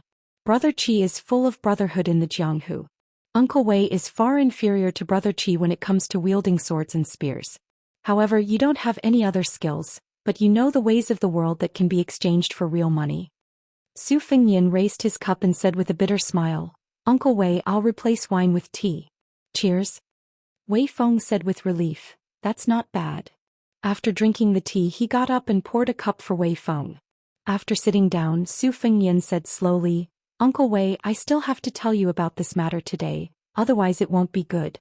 The eldest son of the general has always coveted the Fish Dragon gang and Lu Nerong. He wants to take her as his concubine. Originally, the Fish Dragon gang's strength was not among the best in Lingzhou, so it was impossible for them to win this business. However, since the eldest son is selfish, he can't be judged by common sense. The deputy leader of the Beimang gang, Xiao Chong, has a son called Xiao Ling, who is Lu Nerong's childhood sweetheart. There is news that when Xiao Chong returns to Lingzhou to wash his hands, he will take the opportunity to propose marriage between Xiao Ling and Lu Nerong. How could the eldest son let the father and son of the Xiao family get what they want? Therefore, after leaving Tuma Pass, I have some martial arts skills. According to the eldest son's instructions, I was lucky enough to kill Xiao Chong and frame a few horse gangs. I didn't expect that the guest Gong Sun Yang would notice the clues and threaten to tell Lu Narong and the Fish Dragon gang. Therefore I had no choice but to fall out with them. I roughly set up a trap and only told Lu Narong that Gong Sun Yang is a remnant of the spring and autumn period who secretly colluded with the Beimeng. This way I barely managed to calm the simple-minded Lu Narong. Uncle Wei, are there any flaws in this plan? If I ruin the eldest son's plan, even if I bring money back, I won't be able to make a name for myself in the general's residence. Presumably, Uncle Wei also knows that although the second son is born of a concubine, he is quick-witted and has made some achievements in Lingzhou's scholarly circles. Therefore the mother and son are quite favored. The second son has deliberately tried to rope them in again and again, which has already made the eldest son dissatisfied. This trip to Beimeng is both an opportunity and a crisis for me. If I succeed, everything will be fine. If not, I'm afraid I won't even have a foothold. Wei Feng's eyes revealed a trace of the elder's appreciation of the younger generation. He smiled and nodded, stroking his beard. Even though he was sitting next to a dead person, he still said slowly, "Nephew, you are able to plan step by step on small matters and have good foresight on big matters. Not bad, not bad. You are a promising talent." Su Fengyan lowered his voice and blushed. Before I left, I wanted to shamelessly ask for a letter from my uncle so that he could put in a good word for me to Uncle Wei. However, when Auntie started at the dinner table, she was scolded by Uncle Wei. He said that a man who wants to start a family has to do everything himself. Asking for charity is not a damn skill. Fortunately, Auntie slapped the bowl and said that she would cook tomorrow, so Uncle Wei didn't continue to scold me. Wei Feng laughed and pointed his finger at Su Fengyan. This was the first time the old fox laughed so comfortably. Then he sighed and said, "It is indeed Brother Qi and Auntie's temper. When Uncle Wei was young and down, he freeloaded for 3 years. Although Auntie occasionally complained, it was because she was angry that I didn't strive for it and lamented my misfortune. She hoped that I would have a bright future, not because she was stingy with those bowls of rice that didn't come easily. She also had bad intentions and looked down on me. Uncle Wei didn't have the realm to repay a drop of water with a gushing spring. However, no matter how heartless Wei Feng was, he didn't dare to forget the kindness of living for 3 years. These years, Uncle Wei could be considered to have built up a large family business, but Brother Qi and Auntie never sent a letter to him. They were afraid that if they had something to ask of him, it would reduce their friendship. Brother Qi and Auntie were kind, but how could they not be cruel? They were already half a foot into the ground. Who knows when they would fall asleep and never wake up again? Why should they care about these things? Now that your nephew is in Uncle Wei's house, good. No letter from home is better than 1,000 words. Su Fengyan whispered, "Uncle Wei, find a good place to bury this guest of the Fish Dragon gang. Is there any trouble?" Chapter 4:14. Wei Feng waved his sleeves and said, "It's not worth mentioning. However, Uncle Wei will speak frankly. Compared to the relationship with the weapons supervisor, you have to value your relationship with Brother Qi more. Therefore it's okay if your relationship with Lu Narong is stiff for a while, but you can't ignore her forever. In the future, if she enters the general's manor as a concubine and is favored, you have to know that a woman's ability is greater than anything else. If you're not careful, you'll be smashing your own foot with a rock. There are too many examples of this, so you have to be careful. To Uncle Wei, you're superior in both appearance and intelligence. You might as well go all the way and use some methods to capture Lu Narong's heart.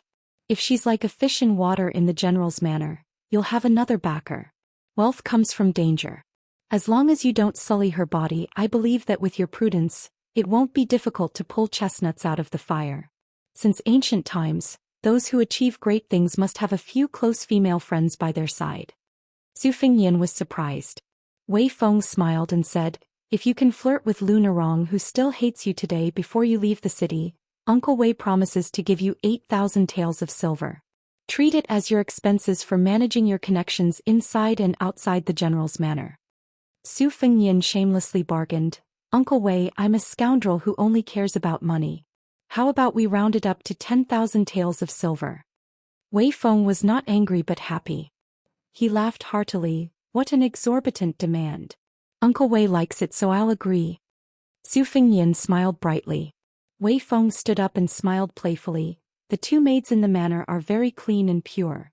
There's a saying in Beimeng to rear horses. These horses are not ordinary horses. Most of them are carefully selected from the Liang dynasty's Jiangnan. They're young girls who are bought at a high price. They're taught how to play the zither, go, calligraphy, painting, poetry, tea and wine. After a few years, only 3 or 4 of the 10 beauties will mature. This pair of maids can be considered outstanding. If they're placed outside the manor, they'll be worth 50 gold. Your nephew likes it, so I'll give it to you. There's not much use in keeping it in the Wei manor. It's good that you can bring it back to Lingzhou. You can get on good terms with those scholars who pretend to be cultured. With this pair of clever people you'll get twice the result with half the effort. Su Fengyan, who was surprised, quickly smiled and said, "Thank you, Uncle Wei." Wei Feng walked to the door and said softly, "Old uncle will find an opportunity to have the servant girl, Qiushui, pass on some words to Lu Nerong. She will say that the Wei family has already buried this foreign official according to nephew's wishes. Having someone pass on the message will be more sincere than you personally explaining it. Don't worry, Qiushui has a delicate heart. That Lu Nerong is inexperienced and won't be able to see any flaws." Su Fengyan praised, "Uncle Wei's plan is flawless. Nephew has learned a lot. It's fortunate that the stubborn brother Qi has such a sweet-tongued nephew like you." Wei Feng shook his head and laughed. He seemed to have remembered something and asked in an unconcerned manner, "Nephew, do you know much about poetry and painting? How is your handwriting?"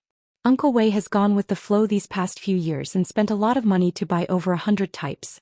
Most of them were plundered at a low price from the remnants of the spring and autumn period who fled to northern Mang's territory. There are few knowledgeable figures in the Wei estate.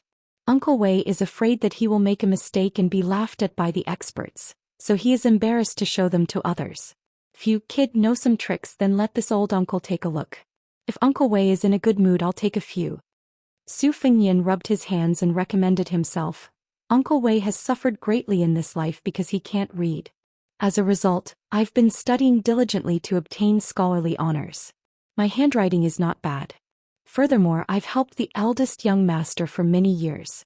It's inevitable that I've seen some valuable paintings and paintings that can be verified as fake. I barely have some insight. If Uncle Wei doesn't mind, let me take a look." Uncle Wei sighed helplessly and said, "If I had known, I wouldn't have brought up this pot." After sending Wei Feng out of the room, Su Fengyan saw the graceful servant girl Qiushui at the end of the corridor. The corner of his mouth rose. The latter was clever and had guessed that she was already in the hands of this young master. She blushed. When she left with the master, she sweetly looked back and slightly twisted her slender waist to show a different kind of flirtatious charm. Su Fengyan returned to his room and sat down. There was no longer any smile on his face. If a girl like Lu and Rong was present, she would probably only think that the elders were kind and the juniors were well behaved. She would never have noticed the smoke of war and intrigue that filled the air. At that time, when they were talking about letters from home, Su Fengyan knew that there was a small mistake that could not be considered a mistake. Because according to the information about the mercenary surnamed Qi in the general's residence, this person was illiterate and it was impossible for him to write a letter. However, His Royal Highness did not have the thought of testing the old fox Wei Feng. If he lightly brushed it off with a few words, it proved that Wei Feng was certain of his identity and trusted him to the point where he would not nitpick on such a small matter. However, if he could not hold himself back, it meant that Wei Feng still had doubts in his heart. As expected, when His Royal Highness had just set a small trap, the old fox had used calligraphy and painting before he left to quietly set a big trap. Fortunately, His Royal Highness would not capsize in this small ditch. Moreover, Wei Feng's eyesight was not bad. He recognized that this nephew of his was a rare commodity worth hoarding. That was why he generously gave him money and a servant girl. It was all because he wanted Su Fengyan to have a meteoric rise in Lingzhou in the future. His business would naturally receive rich returns. If the old fox was only concerned about their brotherhood in the past, he definitely would not have been so generous. How could a young and inexperienced girl like Lu Nerong not be bullied in this Jianghu where jackals and wolves ran rampant and foxes gathered? Su Fengyan quietly waited for Wei Feng's trusted aide to come and collect the corpse. He stood at the window and muttered to himself, "The Jianghu is sinister. Senior Gongsun, if you're still alive, do you think that what the eye doesn't see, the heart doesn't grieve over? Don't worry, if I return to Beiliang alive, the Fish Dragon Gang will receive some secret support. If I die in Beimeng, you and that narrow-minded Miss Lu will have taken revenge." If I wasn't His Royal Highness with Senior Gongsuan's temperament, we could have become friends despite the difference in age. I know that Senior will definitely not betray anyone, and with that pouch of green ant wine from back then, I won't be the evil person who extorts a confession through torture. However, if I were to say that I knew about Senior's relationship with Northern Mang and still turn a blind eye to it, that would be too difficult for me. I believe that if Senior knew about this in the underworld, he would curse less. After personally watching the two retainers of the Wei family carry away the corpse that was gradually turning cold like tea, Su Fengyan returned to the room. He saw that Lu Narong's door was tightly shut. He thought that it must have been difficult for this honest girl to not fight with her life on the spot. It was very strange. She was indeed an outstanding woman, but in His Highness the Crown Prince's memory, the clearest impression he had of her was not the time she killed the enemy alone in the inn at Toppling Horse Pass, nor was it the time she led the way on the yellow sand of the desert. Instead, it was the time she sat on the hillside with her arms around her knees in a daze, and the time she drank from the well at Yanhui Pass. The Qingming festival was approaching. How could it miss out on the bitter rain that broke the hearts of passers-by? The path to the tombs was muddy so that the later generations could remember their ancestors with every step they took. In the curtain of night, the heavens were not stingy with the pitter-patter of rain. Su Fengyan pushed open the window. The breeze was chilly. He listened to the rain patting the lotus flowers. However, his expression was cold. He wasn't sure if His Royal Highness could hear the bleakness and desolation in his voice. In Bailiang Palace there should be a puppet with a similar figure. It was wearing the mask that Zhou Xian had meticulously made, carefully playing the role of His Royal Highness. Su Fengyan leaned against the windowsill without a trace of confusion. His eyes were abnormally resolute. At Toppling Horse Pass he wanted to pull out his saber for the first time. In the end he failed. At the top of Yanhui Pass he wanted to pull out the Spring Thunder but failed. Su Fengyan seemed to be admiring the scenery. In fact, he closed his eyes and formed a seal with both hands, washing the qi in his body over and over again. True yang grows from the root. Yin Fu descends to the yellow court. The river flows endlessly and the spirit is firm. This is the Jinren's great refining form. Su Fengyan stood still like this for a full 2 hours. He slowly exhaled a breath of qi that was like a sword according to the sword qi rolling dragon wall. With a bang, it stirred a lotus flower in the pond and turned it into fine powder in an instant. However, in the boundless curtain of night and rain, who would notice such a shocking detail? Su Fengyan said as if relieved of a heavy burden, "So this is the great yellow quartz so-called embroidery of the universe by the mouth, setting Chong and ablaze." Chapter 4:15. His Royal Highness only had 7 unopened acupoints left. After diligently removing the mixed qi that Huang Baozhuang had implanted into his body, he opened a new Ditsong acupoint. Combined with the sword qi that had been nurturing in his body during this period of time, he was able to form sword qi and destroy a lotus. After bathing and changing clothes during the day, he asked the 2 maidservants about it and found out that this lotus was a rare drought hibiscus. Not only could it not grow in water with a great difference in temperature, but it also hated moisture and liked dryness. If the lotus root was soaked in water for too long, it would rot and die. The water storage in the pond was very particular. If it was properly cultivated, it would bloom a few months earlier than normal lotus, and its flowering period was also very long. A single lotus was very valuable, so it was nicknamed the 10 golden lotuses and the fierce woman lotus. Generally, a wealthy family could only grow 1 or 2 lotuses in a vat. They did not have the money nor the energy to take care of 100 lotuses, which was enough to show the depth of the Wei family's wealth. After exhaling a mouthful of sword qi to cut the green lotus, Su Fengyan felt his entire body relax. The circulation of qi was no longer stagnant. The wonders of the big yellow court were endless. The most obvious and straightforward thing was that it had exceptional hearing and vision. Su Fengyan seemed to be following the incantation and closing his eyes to concentrate, but he was actually listening to the slow blooming of a budding lotus. During this process, the sword qi rolled along the dragon wall and flowed violently along his meridians. It was the complete opposite of the bashful unfolding of the flower bud in the pond. Unfortunately, His Highness could only hold on for 2 hours before he could no longer withstand the burst of majestic qi in his body. Presumably, after opening 6 acupores, he could wait for a whole night for a lotus to fully bloom. Su Fengyan stretched and mocked himself, A good man should be able to endure. Su Fengnian sat back in front of the table and weighed his current wealth. Those flying swords would only be priceless after they were cultivated, but they were destined to be a pile of scrap metal in a short period of time. Although the process of drinking blood to become a fetus was very difficult, he did not have the old man with the sheepskin fur coat to temper him. Relying on this stupid method to cultivate the swords was also a kind of training. It was very difficult to find a good thing in the world where you could gain some benefits by suffering some hardships.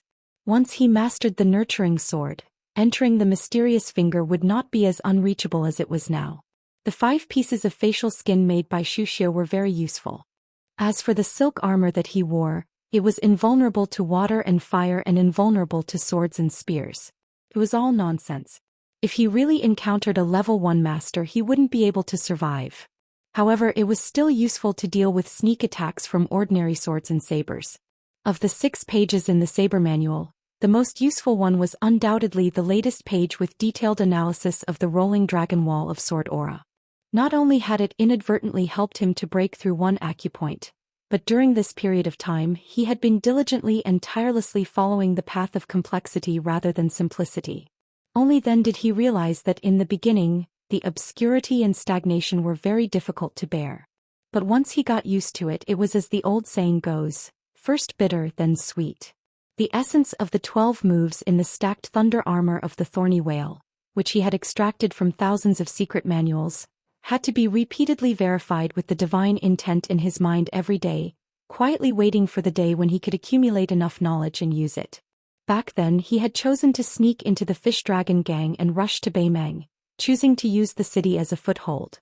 Firstly, there were fewer wars in the north of Yuzhou, so there was more space in Jianghu. Secondly, the city magistrate of Beiliang, Tao Qianji, was a person who was bound to die.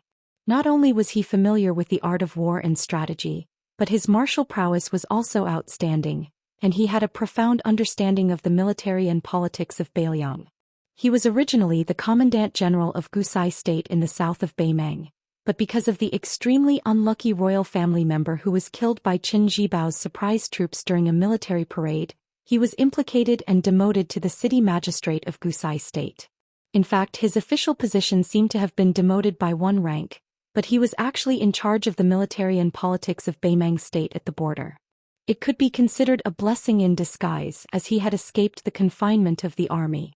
As long as he made some achievements, he would be favored by the governor of Longyao State and even the empress of Beimang. According to the information gathered in Beiliang, Tao Qianji had a unique understanding of military tactics. He was especially good at trickery and had a violent temperament. What was most praised by the Beimang court was that he had to kill a Beiliang soldier every day before he could sleep.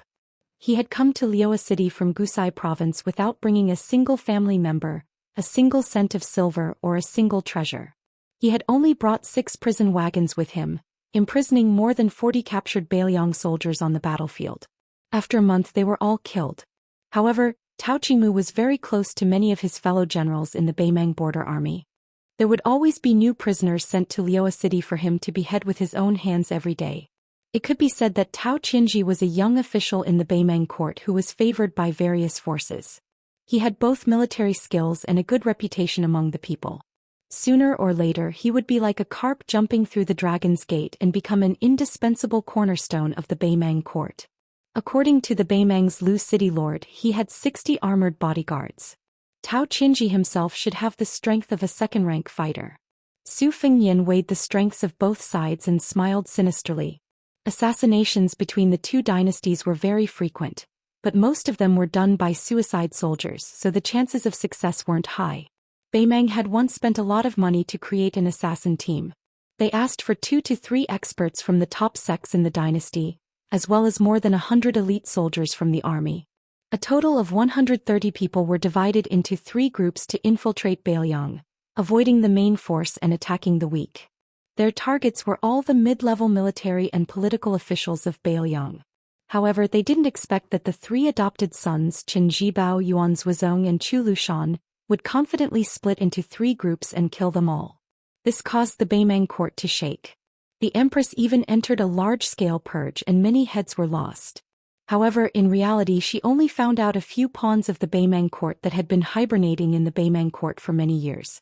The funny thing was that in the end, when they found out that it was the right minister of the Beimang, they found out that one of the spies was a two-faced person. The Beimang didn't refuse any business in Baoyang.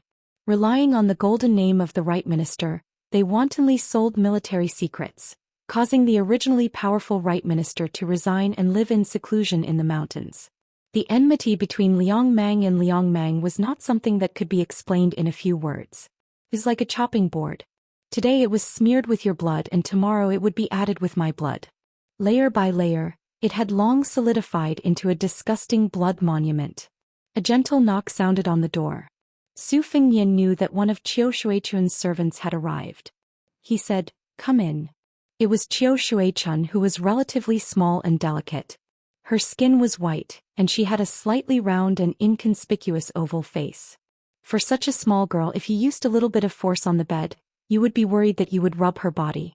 She was worthy of being a little girl worth 50 taels of gold. It was a pity that Su Fengnian had to be a vegetarian monk for every day that he did not have the full yellow courtyard. There were so many women in Wutong Garden who were worth 80 taels of gold and above. His Royal Highness, not to mention his cultivation and other aspects, just his willpower alone was enough to make people sing and cry. The young servant girl carried the food box into the room. Her slender calves quietly came out from under her skirt. Her movements were playful as she hooked the door. Seeing young Master Su look over, she smiled with a red face. She placed the food box on the table and stood to the side with her head lowered. She timidly said, "Sister Qiushuan asked me to warm the bed tonight. I wonder when young master will be resting." She did not have the face to say the words, "serve in bed." She looked at her toes and her ears were completely red. In reality, during the cold of spring, it was a very common duty for servant girls in large families to warm the bed and warm the quilt. During the hot summer, no matter how tired the servant girls were from fanning themselves according to the rules, they were not allowed to doze off for an entire night. She and Qiu Shuichun were both Jaspers who had been carefully trained and were very familiar with serving their masters. However, they rarely had the opportunity to show their faces in the way manner. Seeing this handsome young master who was highly regarded by the master, their love was far from that of love. It was the natural shyness and timidity of women that was real. Su Fengnian opened the food box and picked up a piece of date cake that melted in his mouth. He raised his head to look at the servant girl. Her face and figure were only 70 taels of gold, but she had a pair of beautiful eyebrows. Her eyebrows were charming and she had a hidden charm at a young age. She did not know that when she started out in the spring, she was judged by a horse breeder that her eyebrows were worth 30 taels of gold. His Royal Highness had spent a lot of time looking at the beautiful flowers, so his eyesight was not bad. Su Fengnian reached out to pick up a piece of cake and handed it to the girl. He smiled and said, "There is no rush. Sit down and chat first." The little girl softly said, "Oh." She sat slightly sideways across from Su Fengnian. She took the cake with her head still lowered. Her small mouth slightly opened and closed as she ate carefully and slowly. Su Fengnian said something that spoiled the mood. "You guys are staying in the city. You should be paying respects to your ancestors and sweeping the tombs. Where would you find yellow paper? It will be the Qingming festival in 2 days. I want to burn paper at the corner of the street to pay my respects to the south.